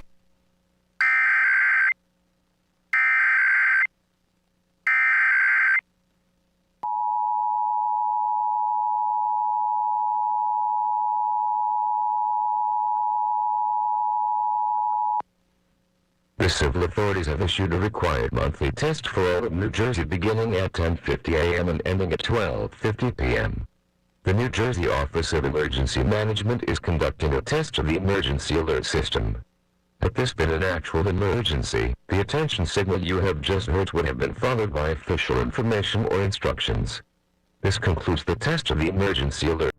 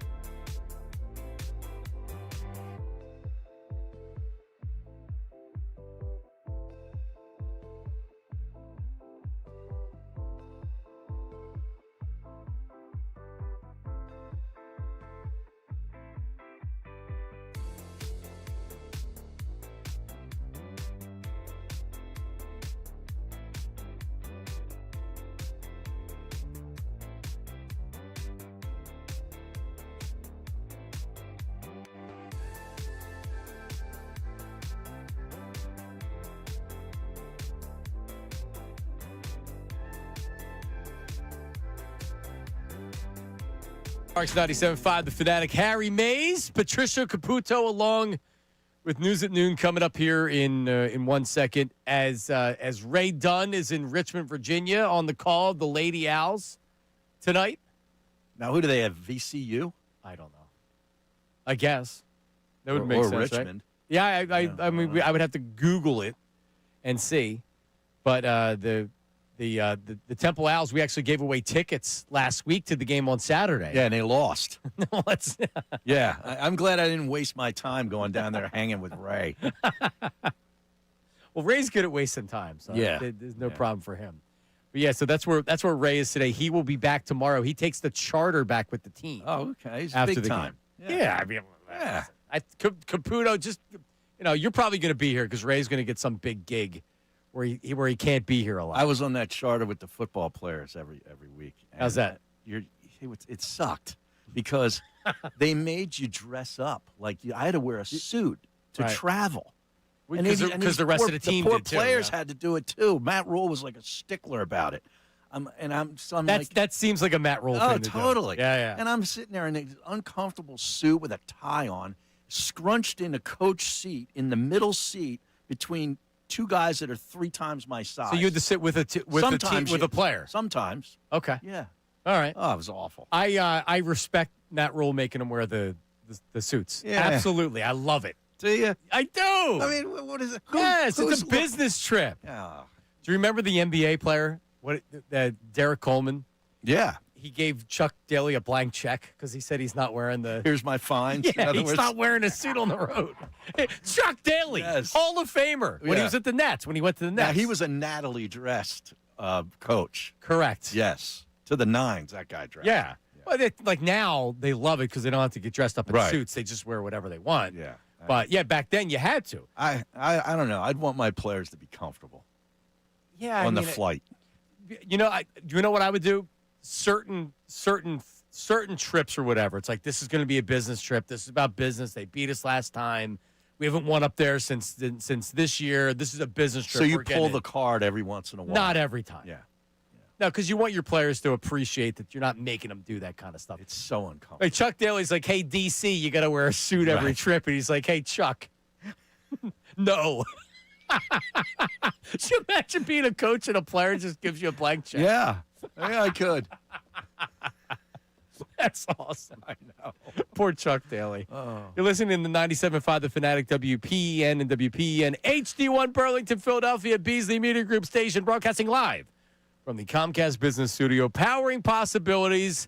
12 o'clock hour brought to you by Service First HVAC, offering 0% financing for 48 months, rebates and tax credits up to $4,300 when purchasing a heating and cooling system. You can learn more at ServiceFirstHVAC.com. It's time for the news at noon. This city needs its news. Now, it's time for I'd like to be remembered as a good newsman. the news at noon That's the coolest story I've ever heard in my entire life. That's insane. with Ray Dunn.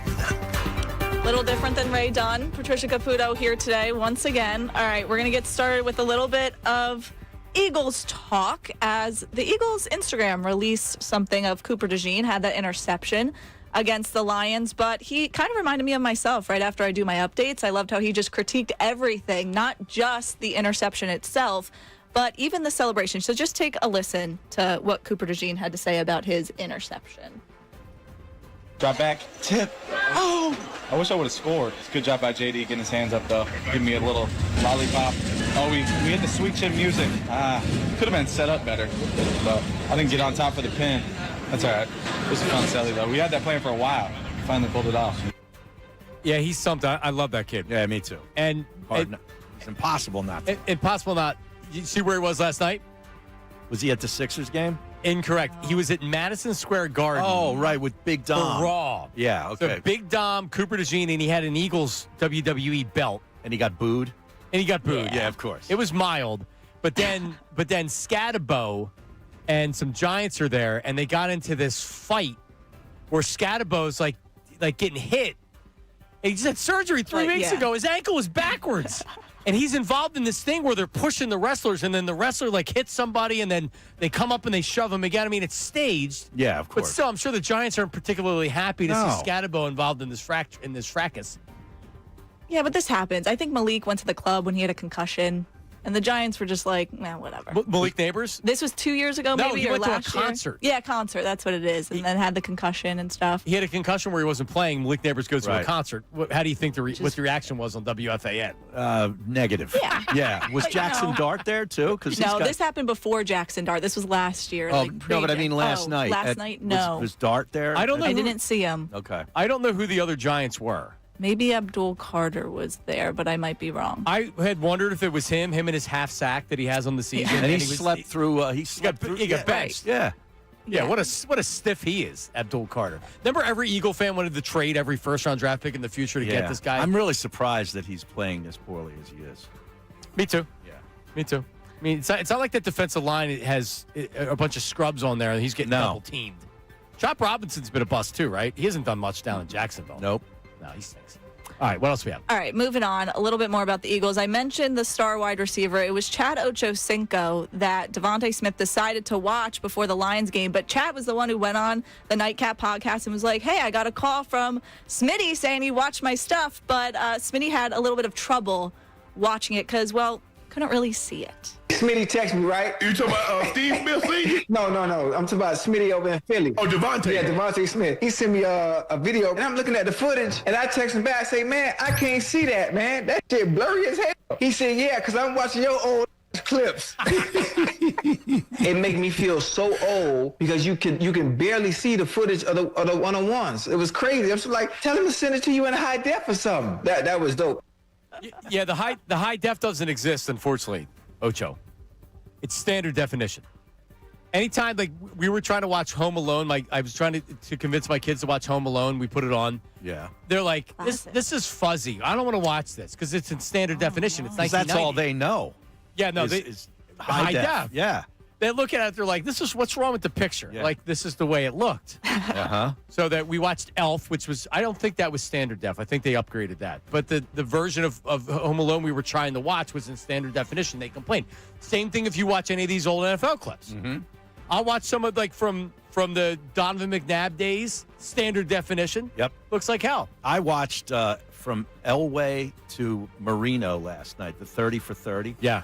And they're showing all the clips of those players playing college football in that time. And I'm like, this is the early 80s. I was a senior in high school.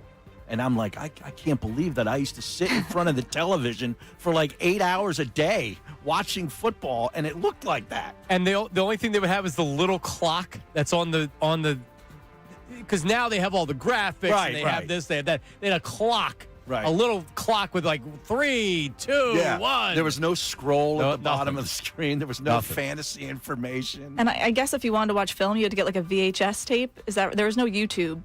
Watch no. highlights and stuff. Oh, no, not even a VHS tape. You had to get the reel-to-reel. Yeah. I don't even know what that is. Splicing. I have no idea. So- I know what splicing is. I don't know what. So, Patricia, when I went to Temple, I learned analog editing on a reel-to-reel. So Me I had too. to take audio on a reel-to-reel and edit. So you know how you edit it? You splice it. Right. And then you tape it back together. Yes, my mom has taught me about this, but I Yes. didn't know it was called the reel-to-reel. All right. But now I know. The more you know. Finally. All right. We got one more. So, a little bit of NBA action as Austin Rivers is now commentating a little bit and got to interview his dad last night, but it was kind of a fun interaction, I guess you could say, between the two. Doc, you guys are 8-6 on the year. Doc, that's my name?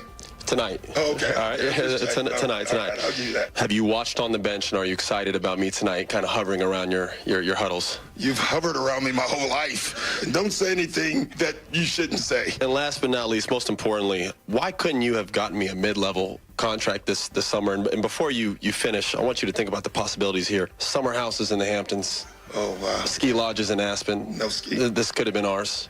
Actually, I don't even want you to answer. How dare you? Back to you, Maria. I ask my parents the same thing a lot. Austin complaining about no ski house in Aspen. Yep, first Wow. world problems. That's the news at noon. Excellent job, Caputo. Nice work. Nice work. Yeah. The news at noon. Ray better watch his back. And they are playing Richmond, by the way, University of Richmond. The Spiders. As Ray would say, It's my not working. my pot's not up, Caputo. Oh, boy. You're going to get fired before you get the job, all right? How about that? There it is. I actually missed that. So, I was just putting it back up. I didn't expect it to happen that quick. because you were potting it down. That's what I'm saying. Like, don't we have different channels to where I have hotkeys and you have hotkeys? Yeah, I was switching it back to the other one, and then the segment ended. So I was like, oh, all right. We have a minute. My bad. All right. You mentioned Devontae Smith, Trish. So my middle daughter, wants an Eagles jersey for Christmas. And it's not going to be a Santa gift. This is going to be, so she wants an Eagles jersey. So I'm like, all right, like, what do we, she says Jalen Hurts. So I have to ask this. I was like, why don't, So my initial reaction was, how about something else? Why?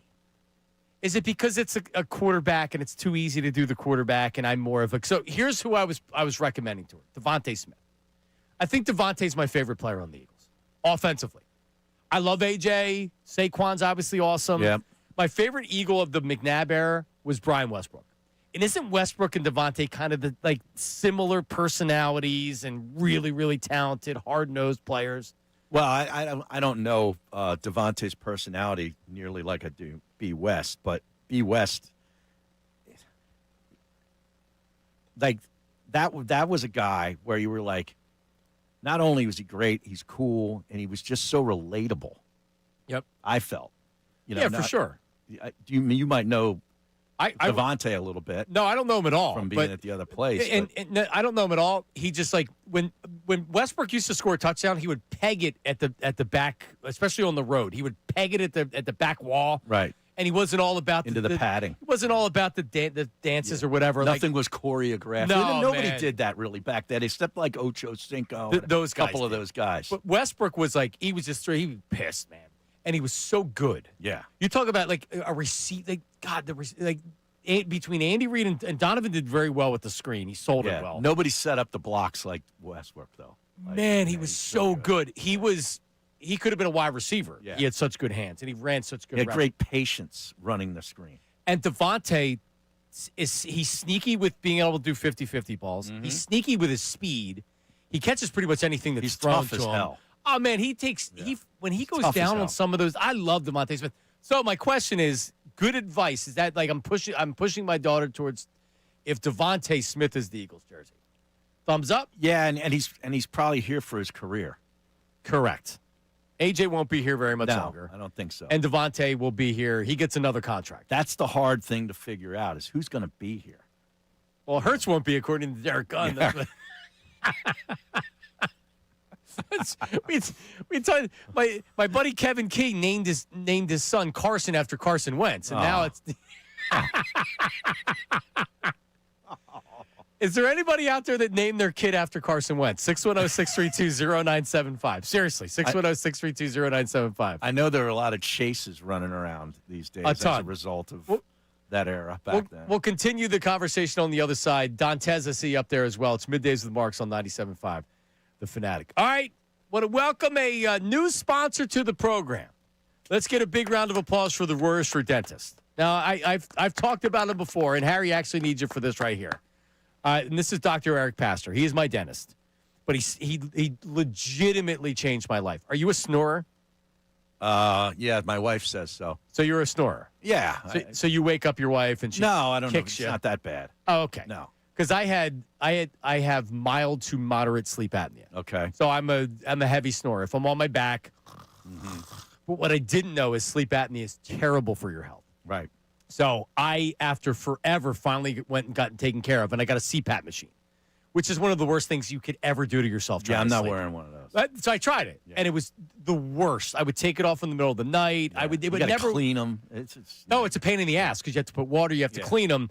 And that's when, after speaking with my dentist, Dr. Eric Pastor, the Royers for Dentist, he said, you don't need the CPAP, right? You can do it with a dental appliance. So he made me an FDA-approved dental appliance. And this is like 4 or 5 years ago now, and it's totally changed my life. What is it, like a mouth guard or something? Yeah. Except it's fit exactly right to your jaw, and it pushes back your jaw, whatever the science behind it is. Sleep apnea, gone. Snoring, gone. Wow. And so if you're a snorer and you have sleep apnea, this isn't good. You might be one of the millions with sleep apnea. And Dr. Eric Pastor, the Royersford dentist, offer an advanced, comfortable sleep apnea device that clears the airway for better sleep and better health. You don't realize what good sleep's like until you actually have it. Hey, Harry, I got to get you to the Royersford dentist. I'm worried about your sleep apnea. All right. So if you have sleep apnea, you don't even realize this. Your health risks skyrocket. Sleep apnea contributes to diabetes, high blood pressure, heart attacks, and strokes. And the good news is Dr. Eric Pastor, the Royersford dentist, can help you get a home sleep test. So even if you've never been diagnosed, they connect you to the doctors and help arrange the study so you're covered.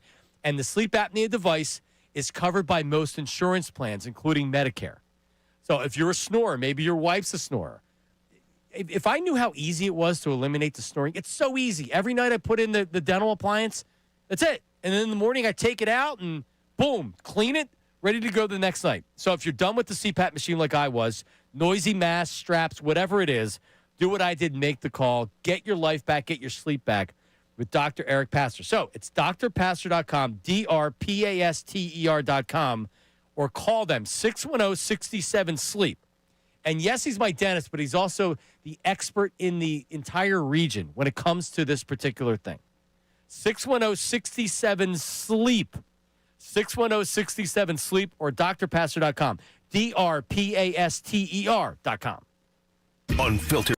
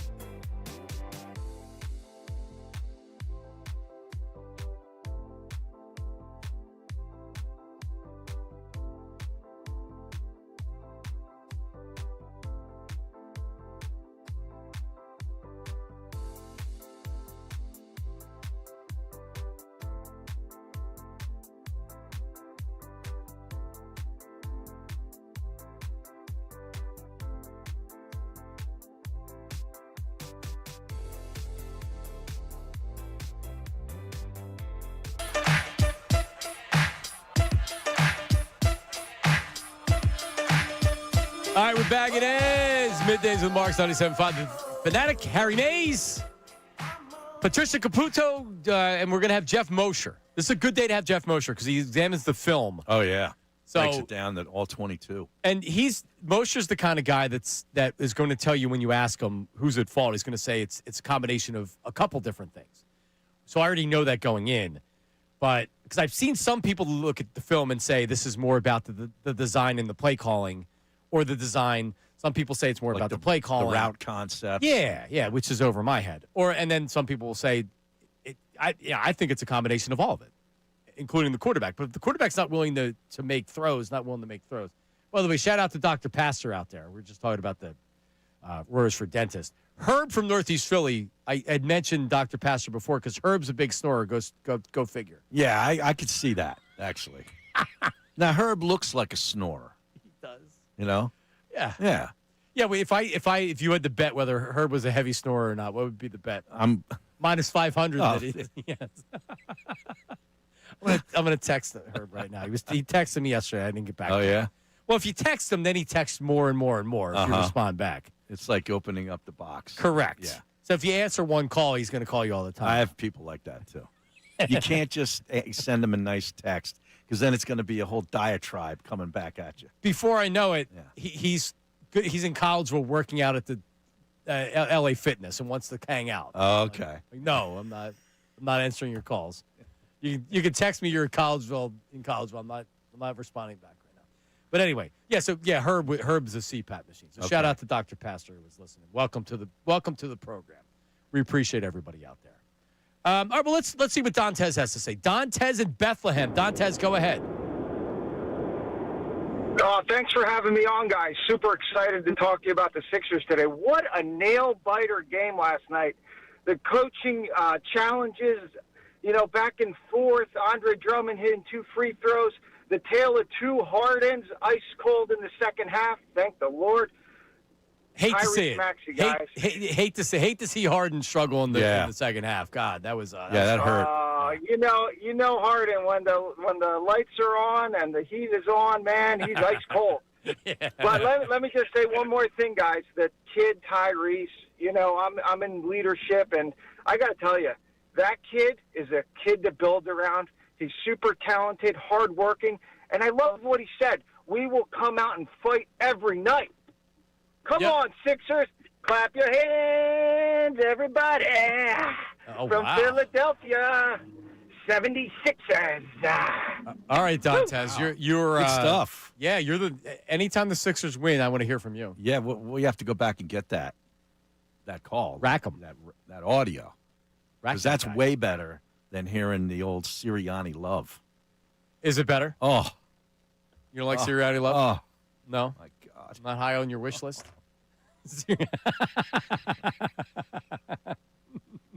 Better singer than Colarulo? Yeah. just a touch. Just a little bit. Yeah.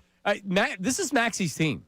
It is. This is Maxey's team. I have that bet on him for the MVP. Let me see. I got to pull up the odds for that. What'd you put up? $5? No, I put actually 10. Okay. And it's 150 to 1. Okay, that's worth it. Yeah. I guess, because you can't even buy lunch with $10. No. Doesn't matter. Throw $10. Not at that place downstairs. No, not anywhere. Dude, a regular Big Mac costs $7 without anything else. Does it really? Oh, yeah. Wow. Yeah, not that I've had one in a while, I don't but know. I've been looking. Wow. Yeah, I think you get a Big Mac on the app if somebody wins. Someone was telling me this. You get something on the app for free, on the McDonald's app if they win. I don't know if it's the Sixers or the Eagles or whatever. Well, they used to do the thing. Do they still do if the opponent misses both free throws or something? Don't they give Chick-fil-A was it was something with a fast food I don't know. company. I think with Chick-fil-A, Sixers games used to be Chick-fil-A, I believe. Because the people would go, they'd riot. But yeah, he brought up Drummond. Drummond's a sub 50% free throw shooter for his career. And he hit both. Yeah. He's like Jalen Hurts. Yeah. Right. Put him in a clutch situation. It's like Jalen throwing the ball. Against Mahomes, he looks like Joe Montana. Yep. Any other time, no good. By the way, I watched that. Remember we were talking about the Seattle Rams game? Yep. The lament of not being able to see it. I just stayed home and watched the Chiefs Broncos. That game was awesome. That was compelling, hard-nosed, not great offense. Good defense. Two rivals. Chiefs have a good defense, mile high or whatever. It was they call good. it now. That crowd was lit. It was good. Yeah, my lock was the Chiefs. It was? Okay. So the Chiefs done. We went through yesterday. They're getting at least 11 wins. Yeah, but 11 wins and winning in that division. But it's gets you in the playoffs. And then if you get into the playoffs, even if they're the 7 seed, they have the Colts this week at home. Yeah, I think they're 3.5 3-point favorites. Yeah, it's I think light. I'm taking them. Chiefs? Yeah. I'm staying. No, they burned me last week. I don't think they're. I don't think they're done. I think that Andy Reid needs a wake-up call that he needs to reconstruct the team. That you're not going to win at this point in Pat Mahomes' career. You can't just put anything They out don't there. run. But I mean, they don't run. Pacheco's out too. Pacheco, yeah, but he's always out. You can't rely on him. The Clyde Edwards, Claire, whatever. Hilaire from LSU. Oh, Caputo's an LSU grad. Caputo's Clyde Edwards Hilaire. Yeah, he was a terrible pro, and that was a first-round draft pick It was, but at the end of the first round. over Swift. Won a Super Bowl, though, technically. No, he did. Yeah, but has they a ring. the Chiefs just can't go out there with Kareem Hunt, and I don't even know who their wide receivers are. Hollywood Brown's there this year. And Well, they got Rice back. Rasheed Rice is a good player, but he's more of like a second wide receiver. I don't know. Travis Kelce he's on his last legs. He's still somewhat productive. Still gets open. He sure does. Yeah, he's still a good player. So I don't. The NFL this year with really like who are the best teams in the NFL? Eagles, Rams, Broncos. Yeah, would you still put Seattle in there? No. I mean, Tampa Bay's lost a couple of games. No. Tier 2. Who are the Tier 1 teams in the NFL? Can you really consider the Colts Tier 1? No. For the record, they are. I don't but buy them. I don't consider them Tier 1. I buy Denver because of their defense and their home field. I buy And the their coach. Patriots and the coach. I agree. You buy the Patriots. I do. I don't think they've played a really easy schedule. They have. Outside of beating, they beat Tampa and they beat Buffalo. I think the first. They beat Buffalo the first time. No, it's a very much a last place schedule. That quarterback can play. Quarterback's good, man. They have a couple of running backs. I don't think they're going to the Super Bowl this year, but Indianapolis to me is more fluky than New England, at least long term. Yeah, because I have so much of Daniel Jones. with Yeah. the Giants. Yeah. Maybe I need to get over that. All right, Philly. So this hour, we have another pair of 76ers tickets to give away. All right, pop-up Sixers trivia before the end of the hour. Coming up next, some Philly stuff, including are they going to trade one of their left-handed relievers? And are they really in the market for one of the Japanese free agents? That's coming up. Middays with Marks on 97.5 The Fanatic. Now on 97.5 The Fanatic Sports Update. Whatever it takes to win. I'm Patricia Caputo with your Fanatic Sports Update. Eagles sit at the top of the NFC after their 16-9 win over the Lions Sunday, while the Birds' defense dominated. The offense struggled as Jalen Hurts threw for just 135 yards. Head coach Nick Sirianni spoke to the media Monday and credited Hurts for his willingness to adapt during games. Whether that's throwing for a ton of yards, whether that's running for yards, whether that's handing it off. That's what I always love about Jalen is he'll do everything that he needs to do to help us win games. Birds will look to secure their 9th win of the season against the Cowboys Sunday, but will be without right tackle Lane Johnson, who is expected to miss 4 to 6 weeks with a Liz Frank sprain. Jeff Mosher joins the show at 12:55 to talk all things Birds. In the NBA, Sixers defeated the Clippers in Paul George's return 110-108, but it was Tyrese Maxey who scored 39 points in 41 minutes. Sixers are off tonight and will tip off again Wednesday against the Raptors in Xfinity Mobile Arena. In the NHL, Flyers are off in their midst of their 4-day break, but the puck will drop again for the Fly Guys at 7 p.m. Thursday at home against the Blues. This update is brought to you by Audible. Stuck in traffic? Audible's romance collection will have you falling fast in the slow lane. Satisfy every side of your rom-coms, romantasy, and the really steamy stuff. Listen free with a 30-day trial at audible.com. I'm Patricia Caputo on the home of the Sixers, Flyers, and Union, 97.5 The Fanatic and 97.5thefanatic.com.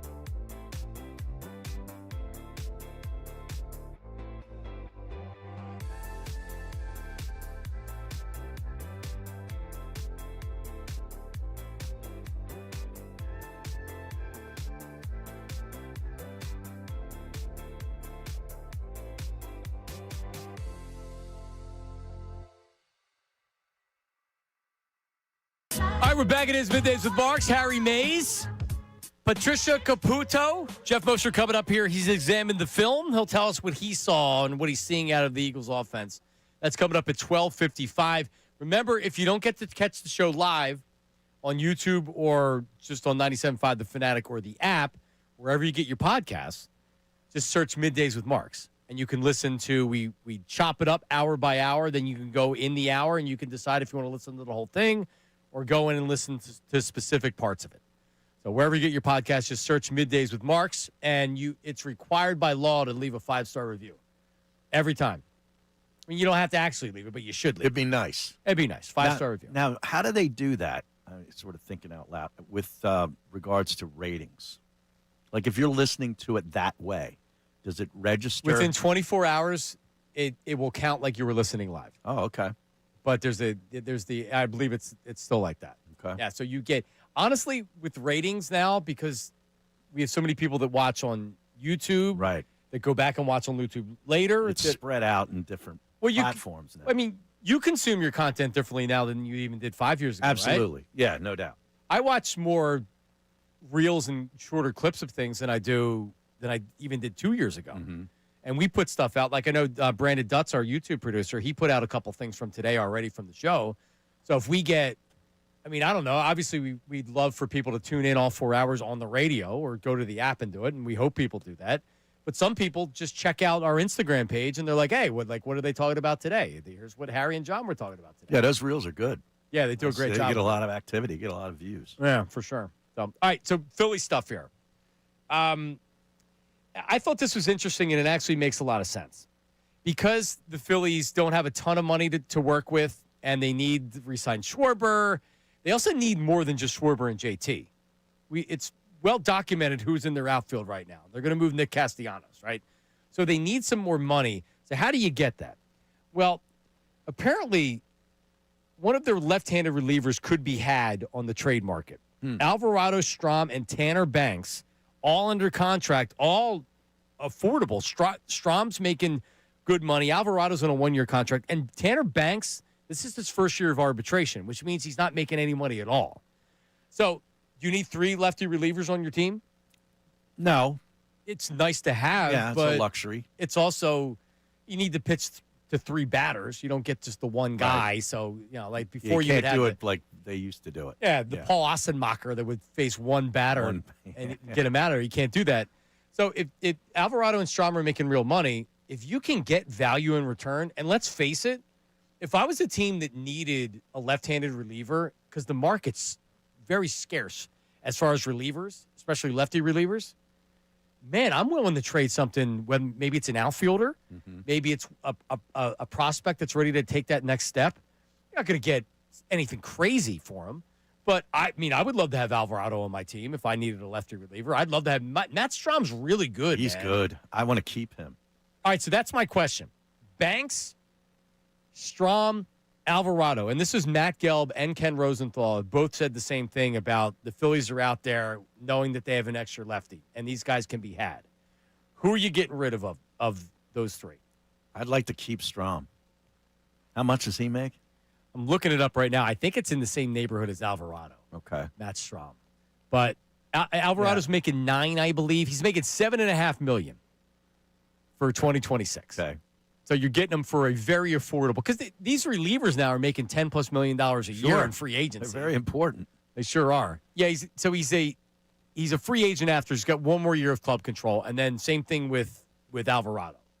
He's on an option, so they're both free agents after 2026. I'm not trading Banks just because he's inexpensive. He's so cheap, yeah. And the biggest reason why you would trade one of these guys is you need to free up some money so you can go out and you can sign an outfielder or you can do something like that. I would trade Alvarado. I agree with you. If you're asking me. I would Alvarado's a better pitcher when he's on, but the steroid stuff, injury stuff, I like Strom a lot. That was a great. Was he a signing or a trade? I forget. He was with the Red Sox. A great acquisition by the Phillies. Yeah, he was with the Red Sox in 22. I forget if that was a trade or. So you would look to move Alvarado, who really should have some value out there. You would think.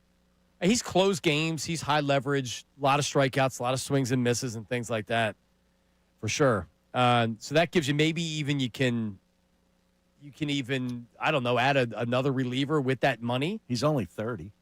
Yep. Alvarado.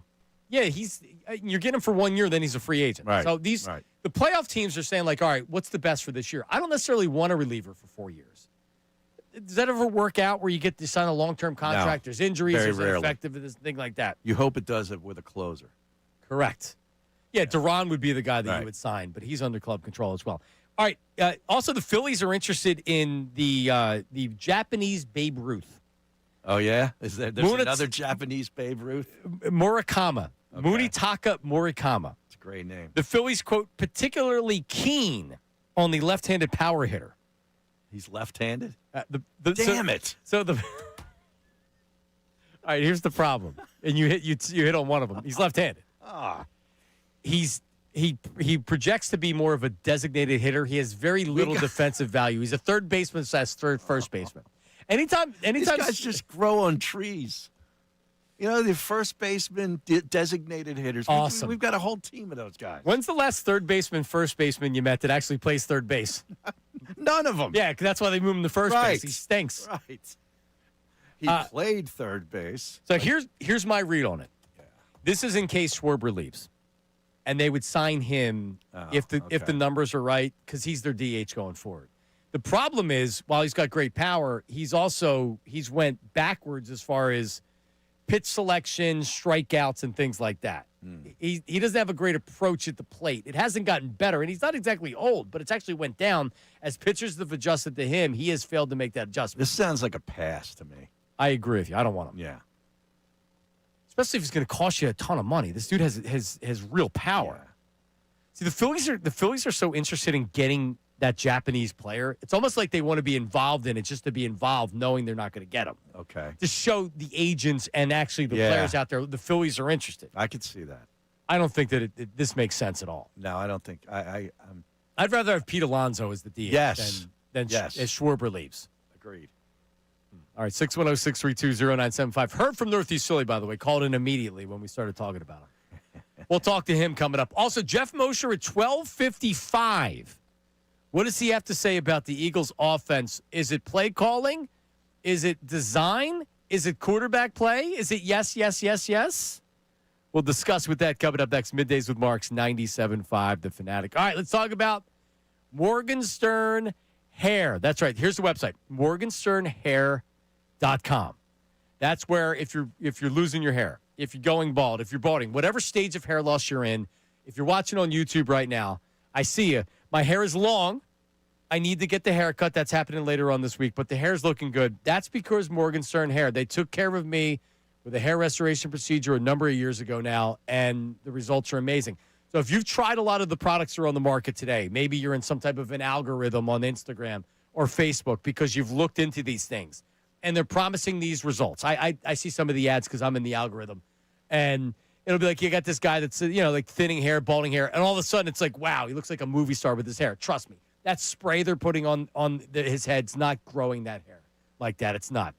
Morgenstern Hair, all stages of hair loss. We're talking about hair restoration procedures, hair transplants, a lot of the other maintenance things that they do that I get every year because it keeps the existing hair that you have. My hair is full. It is thick. The results are amazing. So if you've thought about this and you've heard me talking about it, or maybe you've seen stuff somewhere else, Morgenstern Hair, the same team that's been doing it for over 30 years. They're the experts, the most success and the most experience in Philadelphia when it comes to hair restoration. So great teams stick together, and so does great hair. Morgenstern Hair Restoration Championship results. The website's morgensternhair.com, or you can call them 610-980-4000. 610-980-4000 and tell them John Mark sent you. Philadelphia is a sport.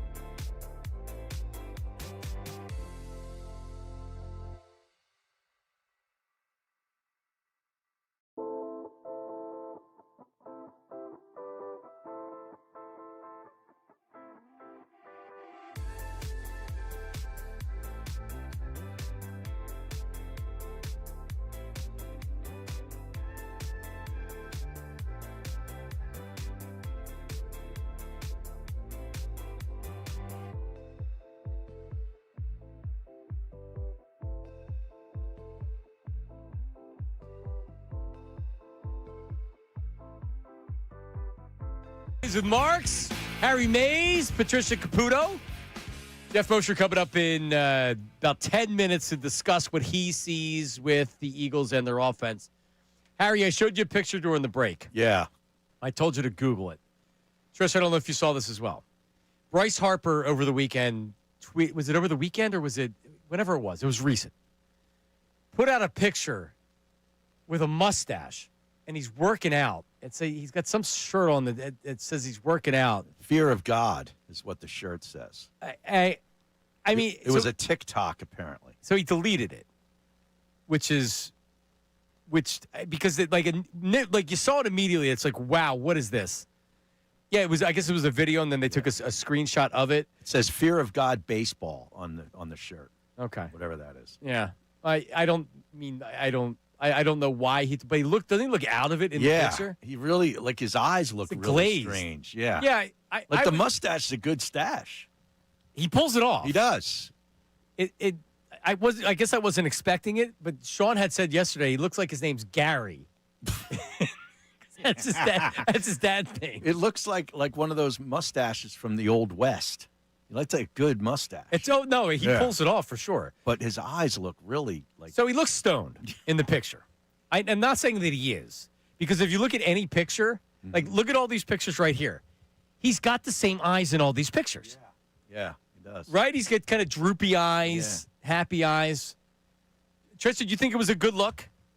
The picture? Did you like that Bryce Harper, a.k.a. Gary? Yeah, every time Bryce Harper posts, he never fails to shock me, on TikTok especially. He's an influencer.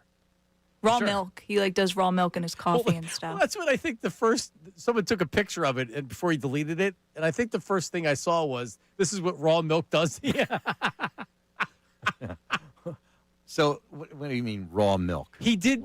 He drinks raw milk, which is legal in Pennsylvania, What, but I think right he out lives of in the New cow? Jersey. Well, no, it's just It's not pasteurized. yes, Right. they just don't pasteurize it. Yeah, so I guess he's got squirting. He's got a cow. He just squirts it right in his mouth. It comes in a glass bottle. Yeah, you can buy it. Is it really not legal in New Jersey? It's illegal in New Jersey. It is? Yes. We used to get the glass bottles delivered to the house too when I was a Milkman. kid. Yeah, That's interesting. yeah.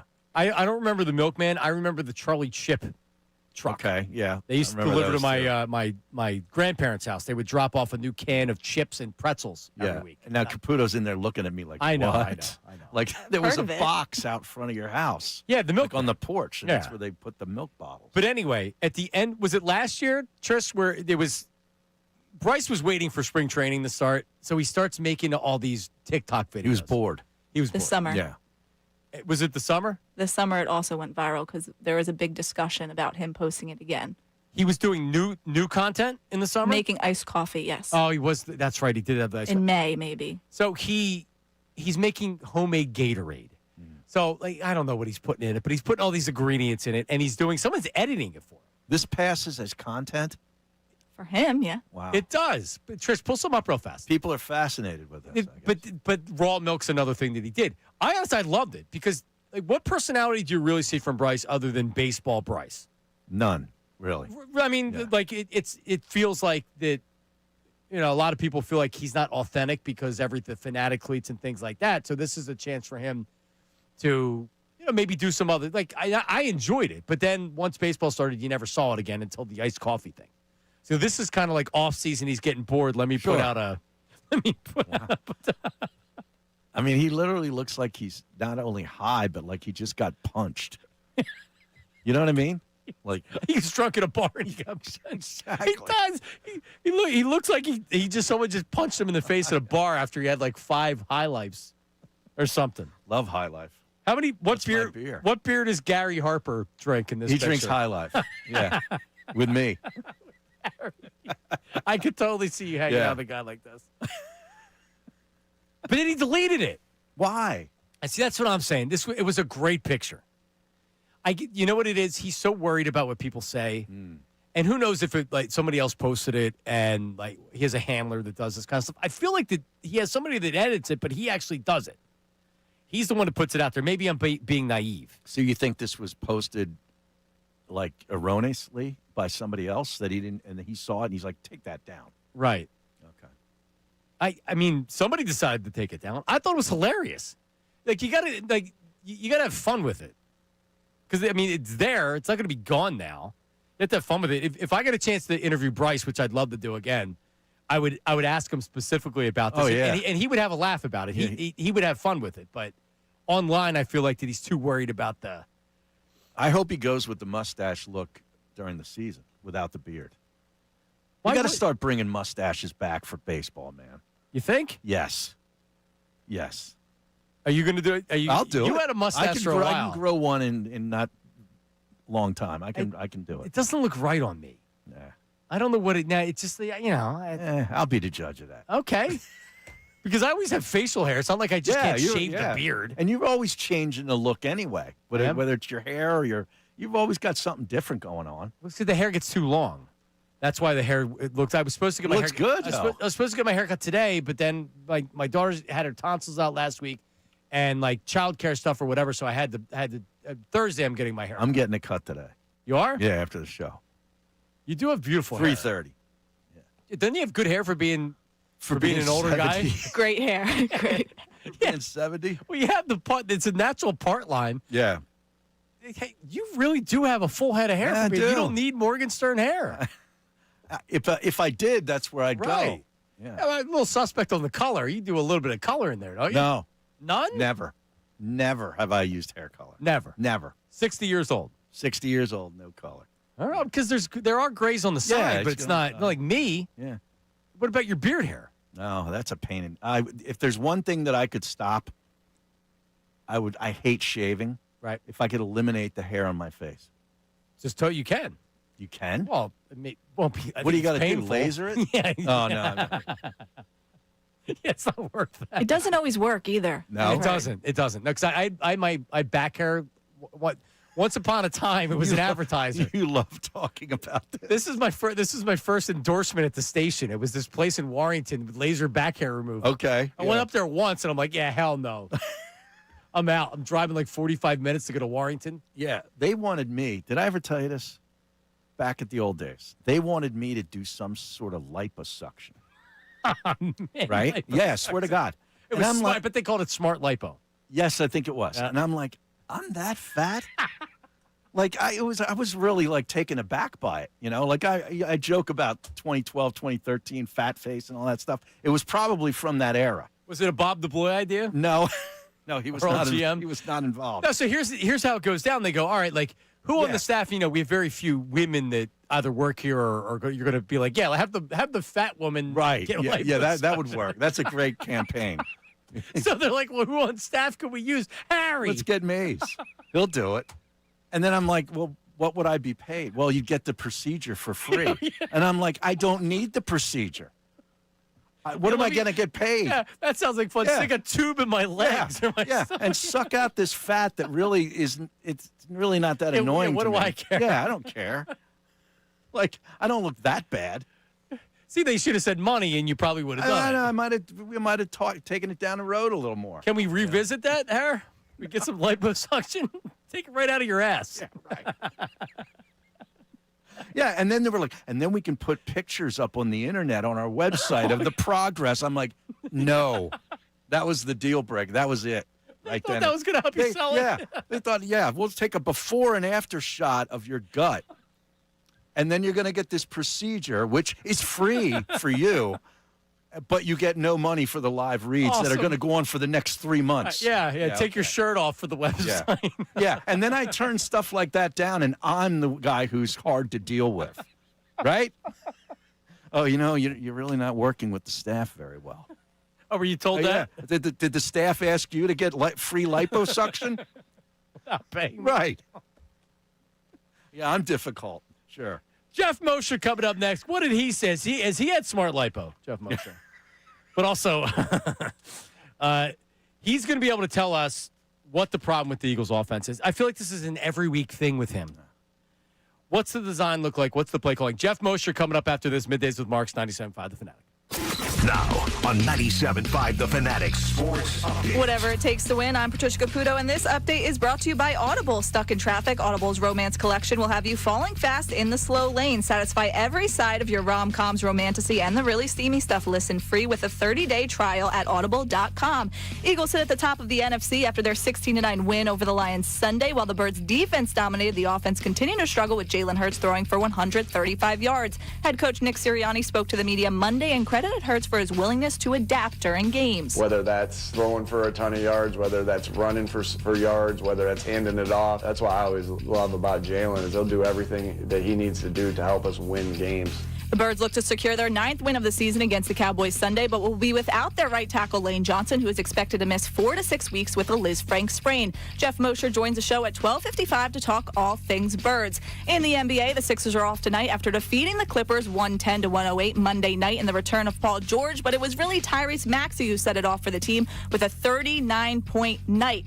They'll now start to prepare to take on the Raptors at 7 p.m. Wednesday in Xfinity Mobile Arena. This update is also brought to you by Groundworks, your trained certified experts for basement waterproofing and foundation repair since 1997. Book your free inspection at groundworks.com. I'm Patricia Caputo on the home of the Sixers, Flyers, and Union, 97.5 The Fanatic and 97.5thefanatic.com.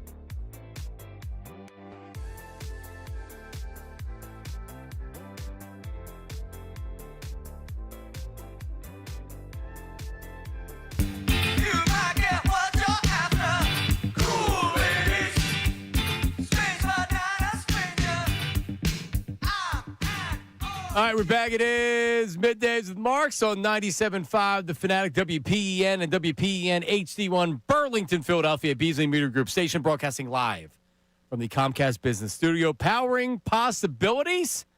And the 1 o'clock hour brought to you by Morgenstern Hair Restorations. Great teams stick together, so does great hair. Morgenstern Hair Restoration Championship results. Visit morgensternhair.com or call them 610-980-4000. Herb from Northeast Philly also has a good head of hair. He does. For being an older gentleman. He's older than you, Har. Is he? Which is hard to do. Okay. Yeah, absolutely. Yeah, good hair. Really, he has beautiful hair, as the person once said. Jeff Mosher's coming up here in a second. As soon as we put him on hold, then we can get him up and get him on talking about what you're saying. Oh, there's no Mosher. All right, well, if Jeff calls in, Jeff calls in. I think most people would agree. And this is what gets me so nuts and why I got to calm down, because the whole hire Brian Daboll, I went off on this again yesterday. Hire Brian Daboll and fire Kevin Patullo. If you're playing fantasy football or Madden, sure, that's what you would do. Right. That's not happening. So it's like, stop talking about that. It's not happening. And it doesn't mean that Kevin Patullo is doing a good job. It doesn't mean anything other than they're not bringing in Brian Daboll in the middle of a season after winning a Super Bowl, and they're 8-2, bringing in an outside voice to run the offense. No. The better chance of Bill Parcells running the Giants than Brian Daboll coming down and being the offensive coordinator. But it doesn't mean that part of the problem isn't the scheme or the play calling. I said this yesterday, and when I watch games, it never feels like they get into a rhythm. You can say that's because you need to get on a roll to get into a rhythm, but a lot of times it feels like that they have a hat with plays in the hat. You're just pulling it out of the hat. Right? Yeah. Like, does one set up the other? To discuss is our buddy Jeff Mosher from the Philly Voice and Inside the Birds, and he joins us right now. What's up, Mosh? Jeff Mosher, hello.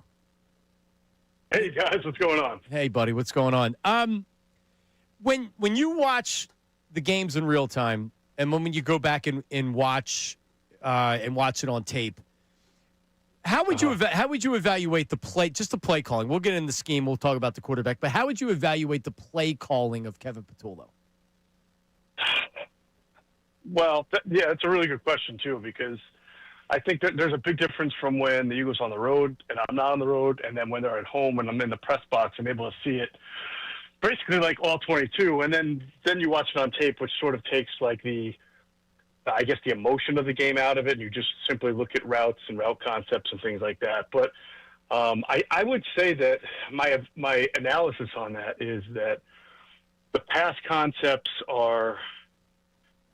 they're very much the same as they've been, but I think at a time when you need to not be the same, take the run offense. The jumbo package is new, right? The extra offensive lineman going under center is new. I guess where I'm struggling right now is why are there new concepts to try to help the run offense, but there's not anything new done in the pass game. I mean, you start to see certain downs and distances and know what route is coming. And that's fine. I'm sure that defenses knew that before because the Eagles' route tree and offense has never been complex. It's been kind of simple. I mean, it's predicated on receivers who win fairly frequently. And a good offensive line that protects. And obviously Jalen Hurts has his strengths downfield, especially no huddle. But right now, a lot of those things just aren't working. And when you know what routes are coming, I mean, that's what you're asking. I'm basically seeing the same kind of concepts and patterns that they've been using for years. And, of course, that goes back to the question of, well, they win, right? And, as I wrote the other day on Philly Voice, the Eagles lead the NFL in, quote, well, they win. Yeah, it's true. Exactly. Hey, Jeff, outside of one of the plays to Dotson, I think it was the one where they were backed up in their own end and they went down the right side for 30-plus yards. Yep. They got nothing down the field, only 7 yards per catch. I mean, after watching the film, why do you think that was the case? Was it all Detroit, or was it maybe the quarterback didn't want to let it rip or wasn't seeing it?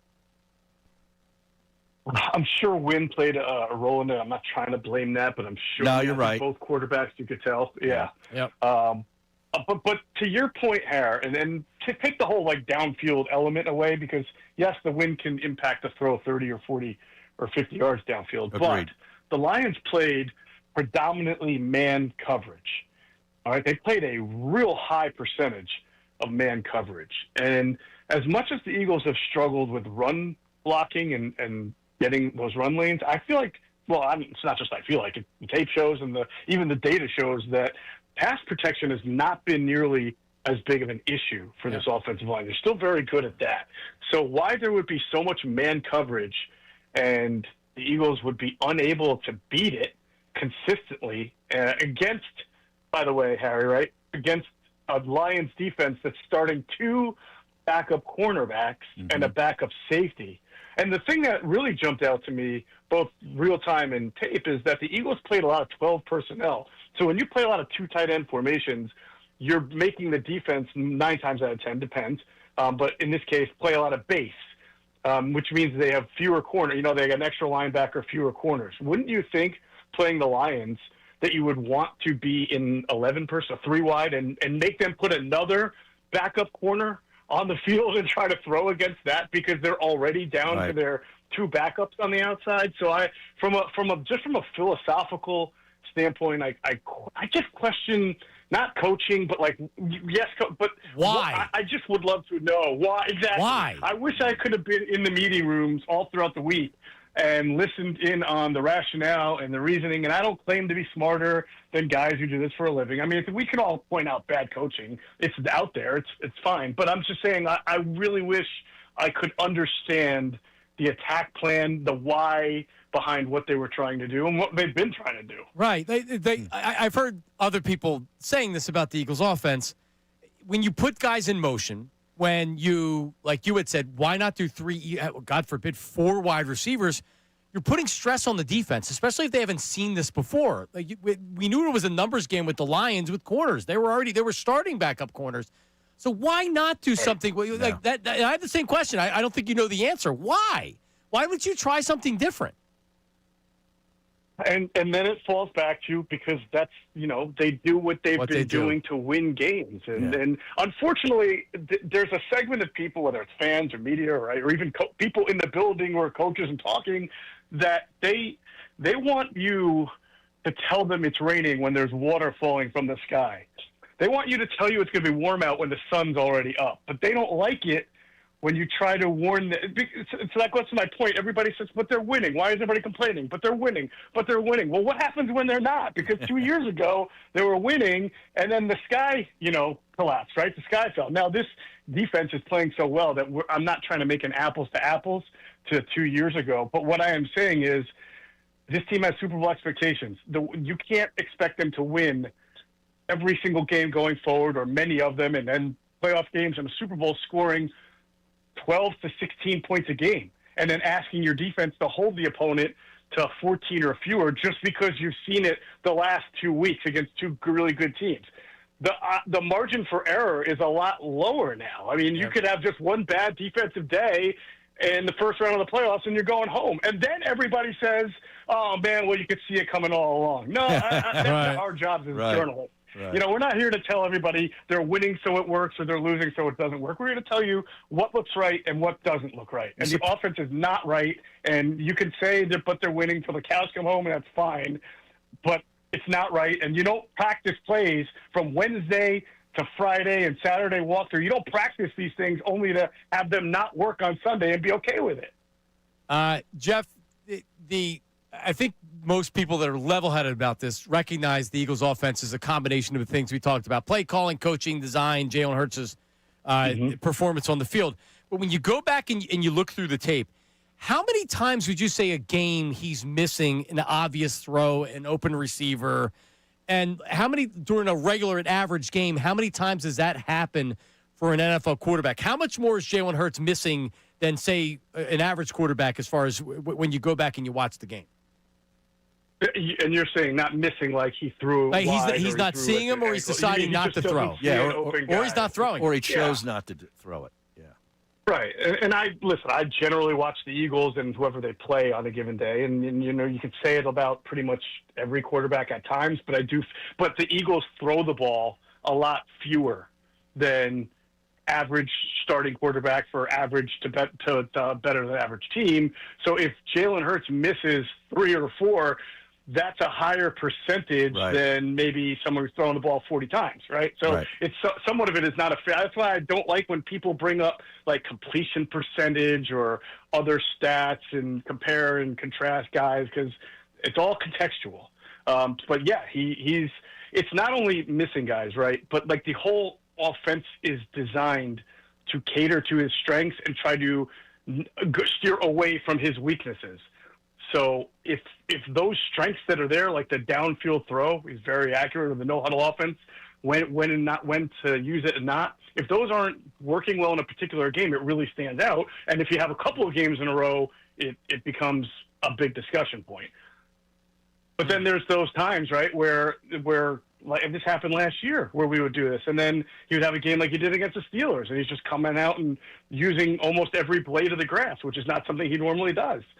He had a game like that a couple weeks ago in the Vikings, where he was making window throws and between the numbers, and then it's like we back off of it, right? Because that's just the way the offense has been. But this does feel like it's reaching a little bit of a low point because of the lack of the run game. Let's get to the defense, because so many on that side of the ball played their tails off Sunday night. And I'd like, after watching the tape, who were the top three performers in your view on that side of the ball? Well, so the one thing that really stands out to me, I'm sure it's been talked about, and when I was in the locker room, I was talking to guys. I went down there with a specific mission to find out why they were batting so many plays at the line of scrimmage. And, and this is a great thing. It was picked up by somebody. I couldn't get exactly who picked it up on tape, whether it was a coach, an advanced scout, whatever, but it was relayed to the defense that, Goff has been he typically throws at an angle, and there have been some batted balls against him. And so they worked on it all week in practice. Clint Hurt, the D-line coach, had a tip drill that he put in just for that in particular. In fact, I think it was Jordan Davis said somebody would stand behind the tip drill lineman and then try to work on making sure you can pick off the ball, which is exactly what Cooper DeJean did, right? So it's amazing, because this happens every week. You game plan, you think you know what the opponent's going to do, but opponents are trying to correct their own mistakes. Like it's sometimes pretty rare that a little thing you pick up on in practice actually manifests correct that way in the game. So I think that changed the game, guys. I mean, there must have been 5-6 balls deflected at scrimmage. So I thought that was a big part of it. So Jordan Davis played well. Jomo has been playing well. Nakobe Dean, his reentry into the starting lineup has been unbelievable on so many levels, because just to be physically talented that way, when he has had so many coming off a major knee surgery, and he was hurt the year before too, is really impressive. But what he brings as far as stability and understanding how to get guys aligned, understanding how to play downhill, get around blocks. I mean, he in 2 straight weeks now has come on a sim pressure, which means he's blitzing, and I think somebody else is dropping back, or a different edge guy. Right.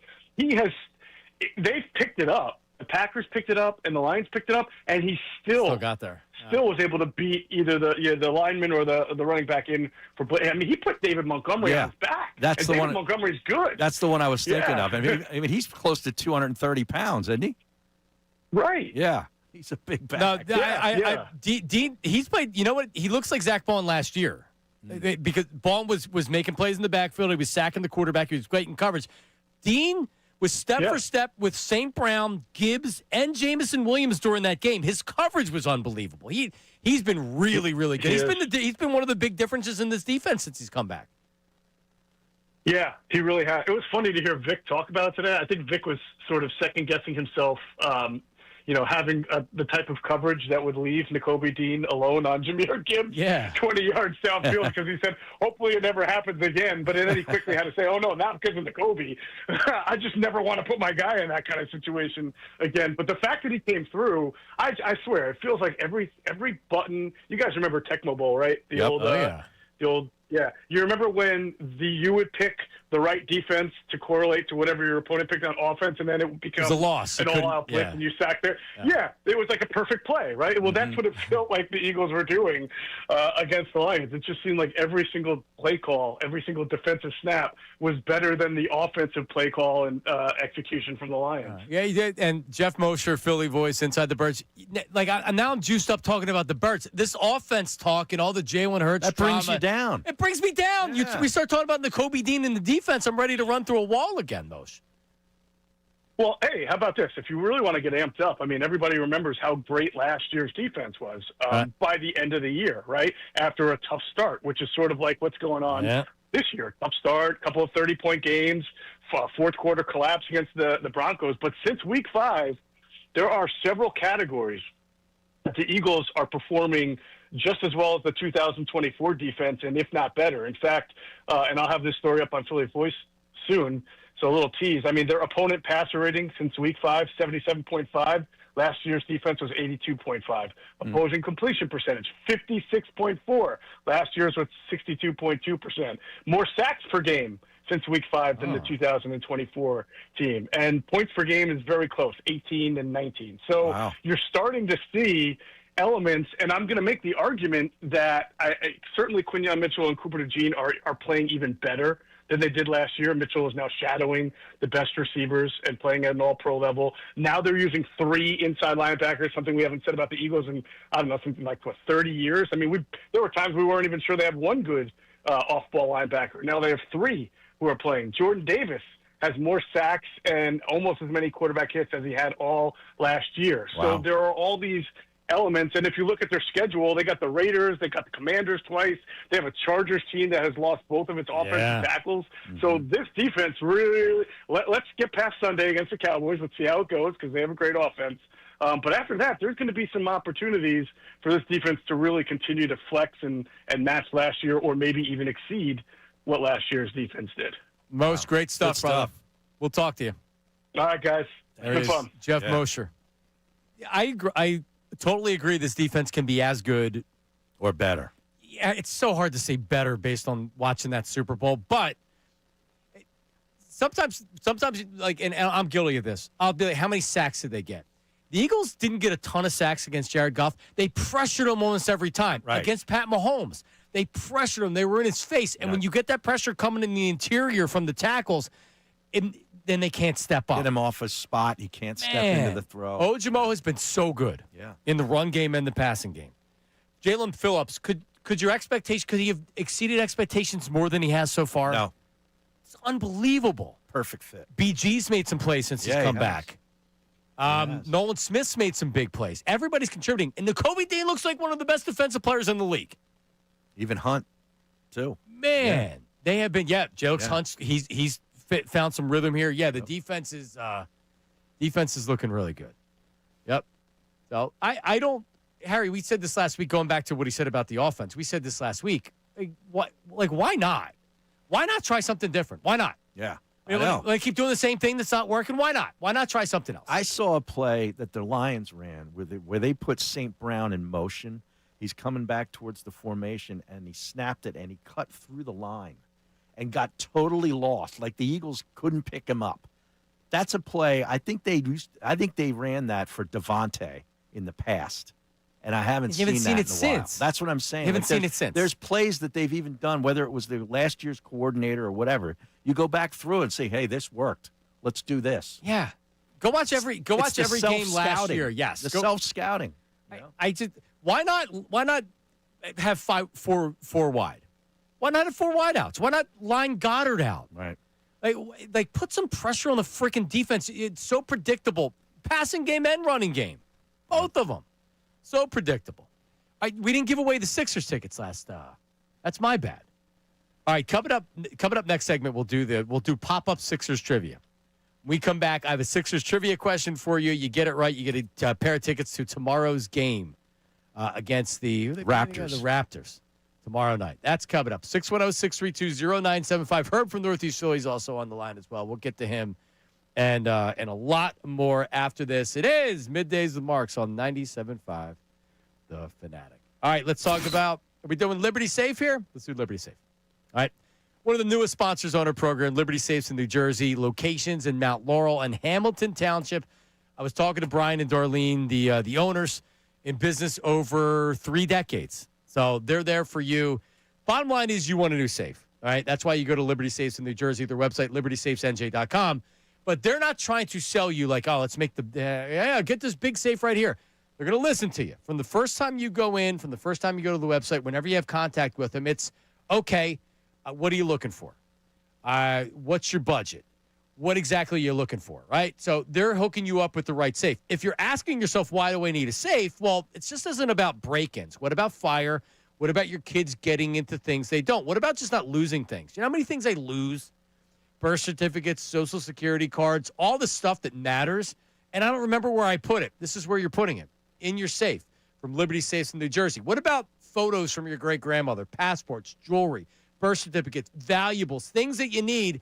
And if you're a responsible gun owner, they have a ton of selection of gun safes. Largest selection, best prices, best service, over 3 decades in the business. Liberty Safes, largest selection, Liberty Safes in the tri-state area. And they deliver and install, too. So from the moment you contact them to the moment you get it installed, they're with you every step of the way. They're on Route 73 in Mount Laurel, Horizon Drive in Hamilton Township, or all the time at libertysafesnj.com. Tell them John Mark sent you, because when it comes to safety, don't risk it, lock it with Liberty. Now on 97.5 The Fanatic Sports Update. Whatever it takes to win, I'm Patricia Caputo with your Fanatic Sports Update. Eagles set at the top of the NFC after defeating the Lions 16-9 Sunday night. While the Birds' defense dominated, the offense continued to struggle with Jalen Hurts throwing for 135 yards. Head coach Nick Sirianni spoke to the media Monday and credited Hurts for his willingness to adapt during games. Whether that's throwing for a ton of yards, whether that's running for yards, whether that's handing it off. That's what I always love about Jalen, is he'll do everything that he needs to do to help us win games. Birds will look to secure their 9th win of the season against the Cowboys Sunday, but will be without their right tackle Lane Johnson, who is expected to miss 4 to 6 weeks with a Lisfranc sprain. Sixers are off tonight after defeating the Clippers 110-108 in the return of Paul George Monday night, but it was Tyrese Maxey who went off for the team, scoring 39 points in 41 minutes. They'll start to prepare to take on the Raptors at 7 p.m. Wednesday right here at home.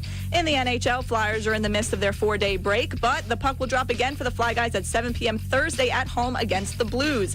This update is brought to you by Audible. Stuck in traffic? Audible's romance collection will have you falling fast in the slow lane. Satisfy every side of your rom-com's romantasy and the really steamy stuff. Listen here with a 30-day free trial at audible.com. I'm Patricia Caputo on the home of the Sixers, Flyers, and Union, 97.5 The Fanatic and 97.5thefanatic.com.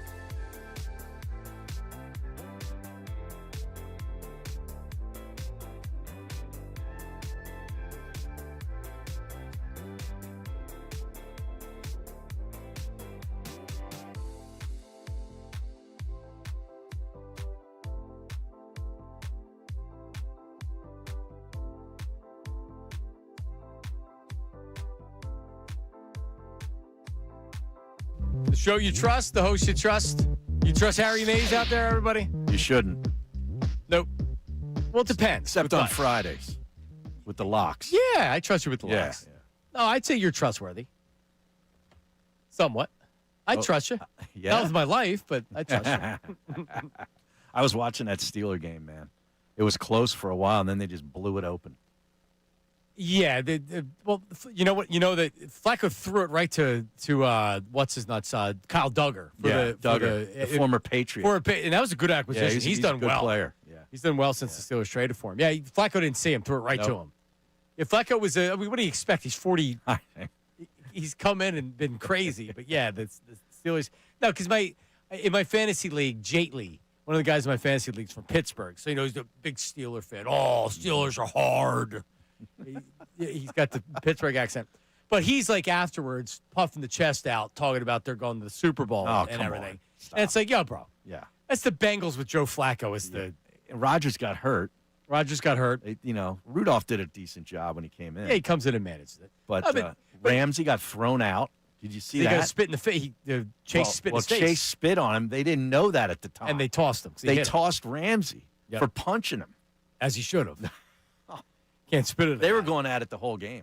Yeah, that was the Steelers are interesting because they just keep winning. Like you think that Tomlin's not going to win 10 games and he wins 10 games. He survives. They got the Bears this weekend before the Eagles do. So I'm going to watch a little bit of that. It's a battle of two teams I don't believe in, and the Steelers will win. You think so? Yep. They're the better team. It's on the road, I think. It's in Chicago, I believe. Is it in Chicago? I think so. I don't. Yeah. What's it? I would have to see the number. Is Rodgers like out? 3. I don't know. I think he's hoping to play. It was like a small fracture of some small bone. Honestly, if Rudolph plays, they're maybe not as good, but he can come in for a week and manage the game. Like they're all like their defense hasn't been great, but they can still get to the quarterback. The Ravens keep winning games too. It's in Chicago. Yeah, and the line is 3. Bears are 3-point favorites. Mm-hmm. Yep. It's about right. Yeah. I would say that's more of a Bear line than a Steeler line. If Vegas was feeling chesty about the Steelers, it'd be a 1 point. I mean, Christ, the Chiefs were 4-point favorites at Denver. How wrong were they on that? How about that one? I mean, geez. Yeah, Chiefs are 3-point favorites. At 3.5 at home against the Colts. You got the hook. Yeah. I don't like the hook. I don't like the game at all. I'm staying away. When I get burned, I'm out. Oh, yeah? Yeah, I don't want to stay away from the team just for a couple of weeks. If I keep betting, maybe if I want them to miss the playoffs, keep betting them. Keep going Chiefs. That would work out. Anyway. All right, so listen, we're going to do pop-up 76er trivia right now. It's not going to be a surprise because we're going to hit the song right now. Hit the song.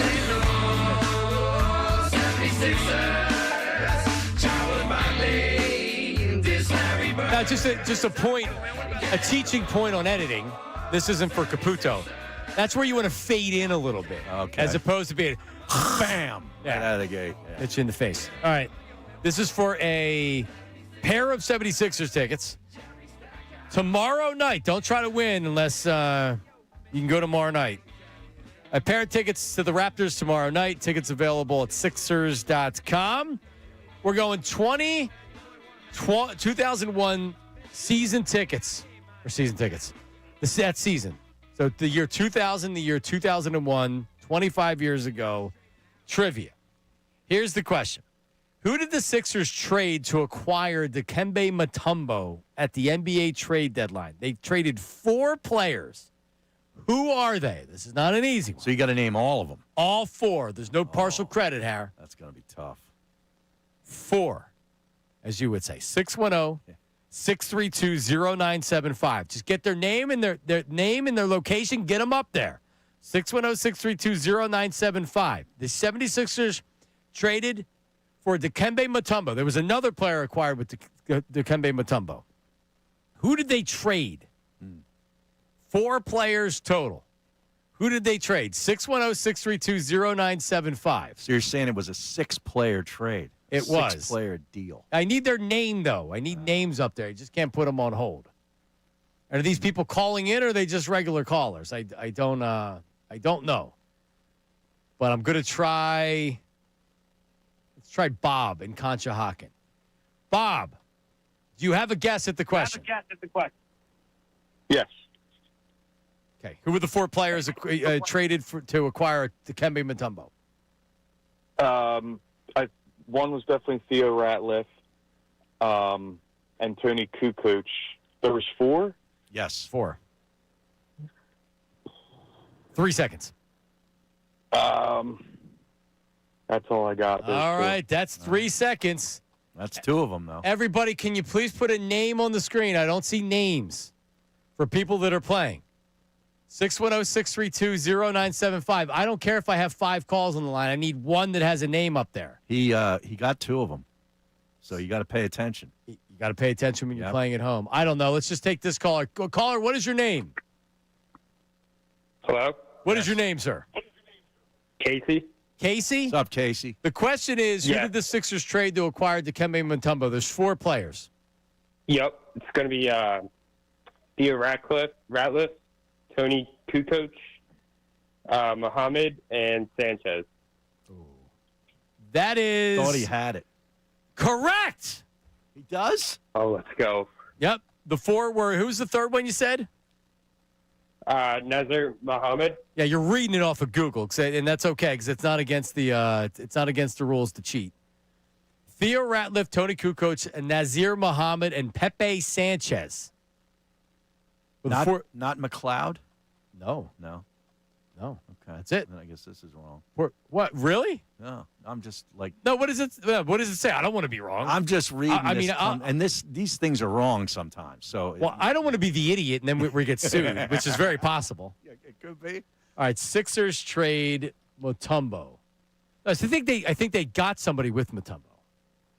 Well, yeah, you said it was a 6-player trade. Correct. So they would have had somebody else coming back, maybe from another team. Maybe.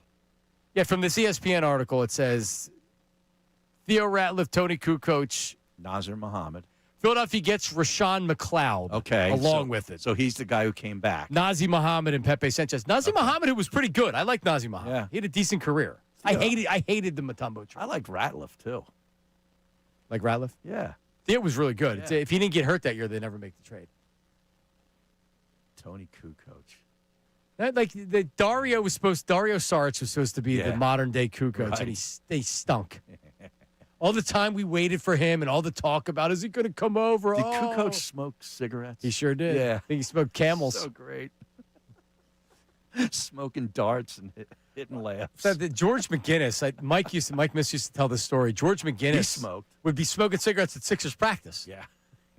Literally, they're practice, and he's smoking cigarettes. So they're going in there during the halftime and burning a heater. Absolutely. Maybe 2. Things are a little bit different these days. Yeah. Smoking at their locker. Yeah. Remember the great photo of Len Dawson sitting in the locker room? I think it was at one of the Super Bowl one. It was the Super Bowl. Smoking a dart. Yeah. Smoking a butt, sitting in a chair in the locker room. Yeah. Yep. We learned yesterday that Ray had smoked a cigarette in the semi-recently. Ray Dunn. Yeah. How about that? Yeah, I can't see that. Me neither. I was shocked. Yeah. Trish, do you see Ray smoking cigarettes? Totally. Really? He goes out every night. And Ray said that, and I'm like, you know what? I guess it makes sense. I guess I just I don't know. Oh, so when he's drinking his PBRs in the can for $2.50, he's burning smoke? I just didn't think people smoked, young people smoked anymore. I don't know. I told you I took it up. Yeah, right. Harry started in his 50s. 40s. I think when they go out, they do. That's the trend. Oh, it is? Yeah, when they go out, and Ray goes out a lot. Yeah. So he does go out a lot. Yeah, right. When you drink and stuff like that, that's the trend. It doesn't count if you're out. Have you ever seen Ray out? No, Okay. I don't live in Philadelphia, so I haven't been able to go out. All right. It doesn't count if you're out. So you're not actually smoking if you're drinking. That's not my doesn't rationale, count. but yes, that is the rationale I have heard. That's interesting. That is interesting. Yeah. I actually heard that before. I was drinking, though. That doesn't count. Right, So I say, the last cigarette I had was I 20. only smoke when I drink. How many years has it been since a cigarette? Me? You. Yeah. She's probably 15 years. Oh, no way. Yeah. 15? Probably. All right. Yeah, it's probably, well. No, maybe not. No. But when you're drinking. Check that. Yeah, it was probably about 10. 10. Yeah. Yeah, probably about 10. Yeah, you're right. No, no. And the drinking doesn't count. No. Does that count when you're out? No. If you go out drinking, does that count for the? That's not what I'm talking about. I'm Right. talking about just having a smoke. Yeah. Yeah. Okay. All right. Good for you. Don't tell my wife. Yeah. No. Yeah. Ray said in the last 2 years he's had a cigarette, Yeah. which surprised me. I can't picture him smoking. Me neither. Yeah. He must be a wild man when he goes. I know, man. I got to see this in action. The reputation of him. How about that? All right. 610-632-0975. You know, the Owls play tomorrow night on ESPN Plus, and I think he's doing the game. He's working tomorrow night. I So think so. So he's going to get home late because he does the game tonight, and then he comes back He'll be doing the show tomorrow. doing the show tomorrow, and then he's doing got a game. play-by-play. Yeah. And then he works at NBC Sports Philadelphia. know. You know that? Does he go to 17 too? Channel 17? From time to time? Yeah, he does that. Yep. Oh, no, man. He's only 25. That's the difference. That's right. That's the difference. Coming up, 610-632-0975. Last call for phone calls, text messages. We do feedback next segment as well. It is Middays with Marks on 97.5, The Fanatic. All right, the Hess toy truck is back, and it's better than ever. I have this one. My daughters love it. It's 2 racers, one amazing holiday gift. The 2025 stock car racers are NASCAR-style race cars loaded with action-packed features, including 67 animated lights, 5 realistic sounds, and a pull-back motor. Available exclusively at HessToyTruck.com. It's only $49.99, but that comes with free standard shipping, and batteries are included. So for $49.99, boom, they take it right out of the box, and they play with it. Available exclusively at HessToyTruck.com. The Fanatic.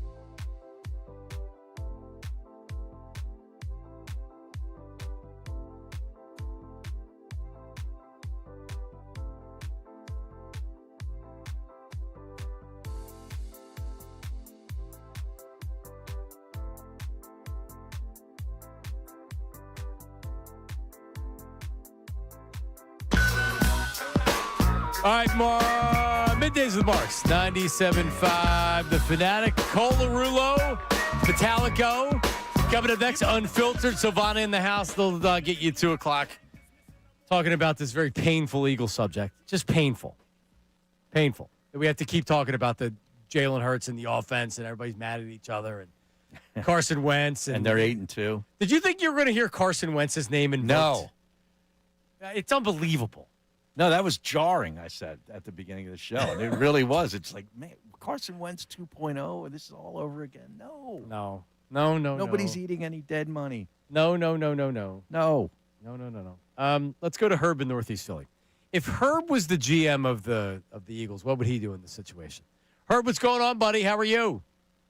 Yeah, something happened about 20 minutes ago. I'm going down Broad Street, cut over to Pat Shunk, and all of a sudden there's static on the line. A whole load of static. I couldn't hear nothing. Can you hear us now? And what?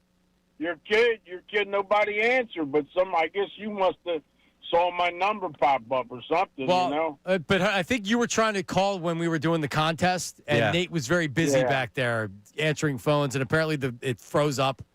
So that's why we couldn't get the names up there. Yeah, no. I heard the guy. I heard the guy that won it. I heard that. Did you have the answer too? I know a couple of those players that went in that trade, but I mean, you know. I know. Those other guys, I don't think so. Hey, Herb, you hear me talk about my dentist, Dr. Pastor? We need you to get you off that CPAP. Are you still using your CPAP? I'm actually supposed to. No, there's a thing that you put on the nose. It's a new thing. It's a nose mask.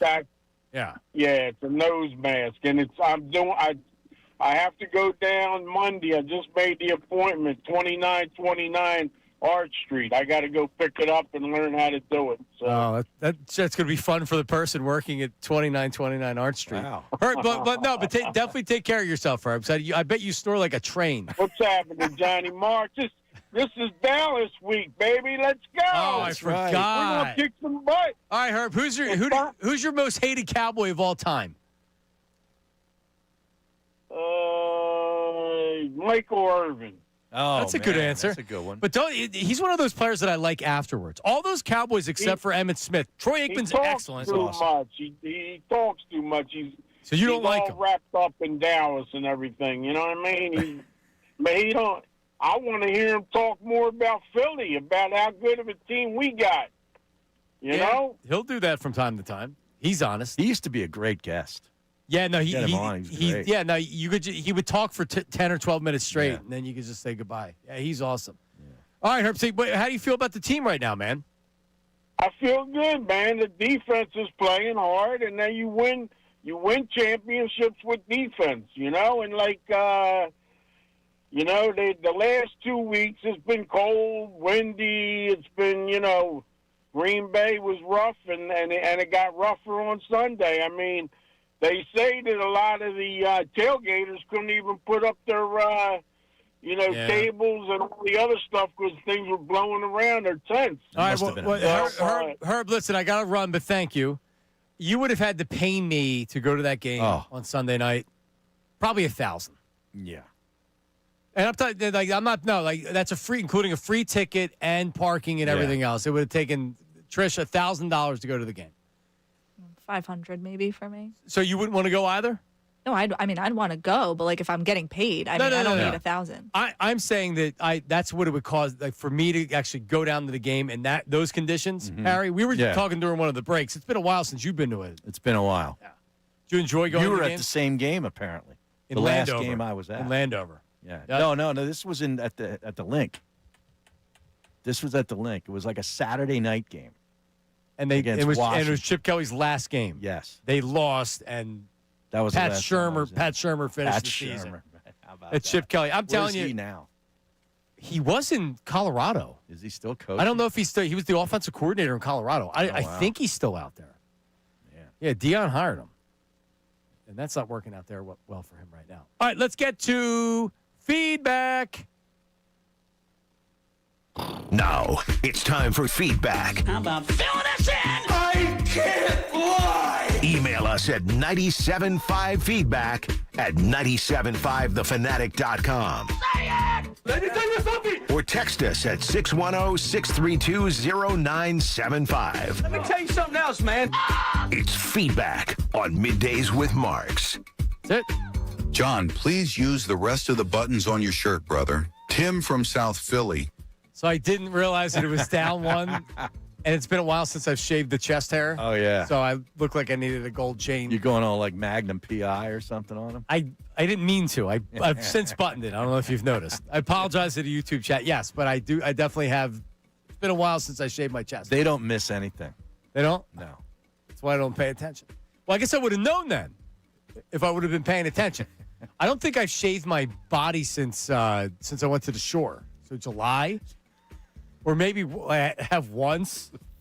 A full-on body shave. Well, yeah, do you go out for that? Like, do you get that out somewhere?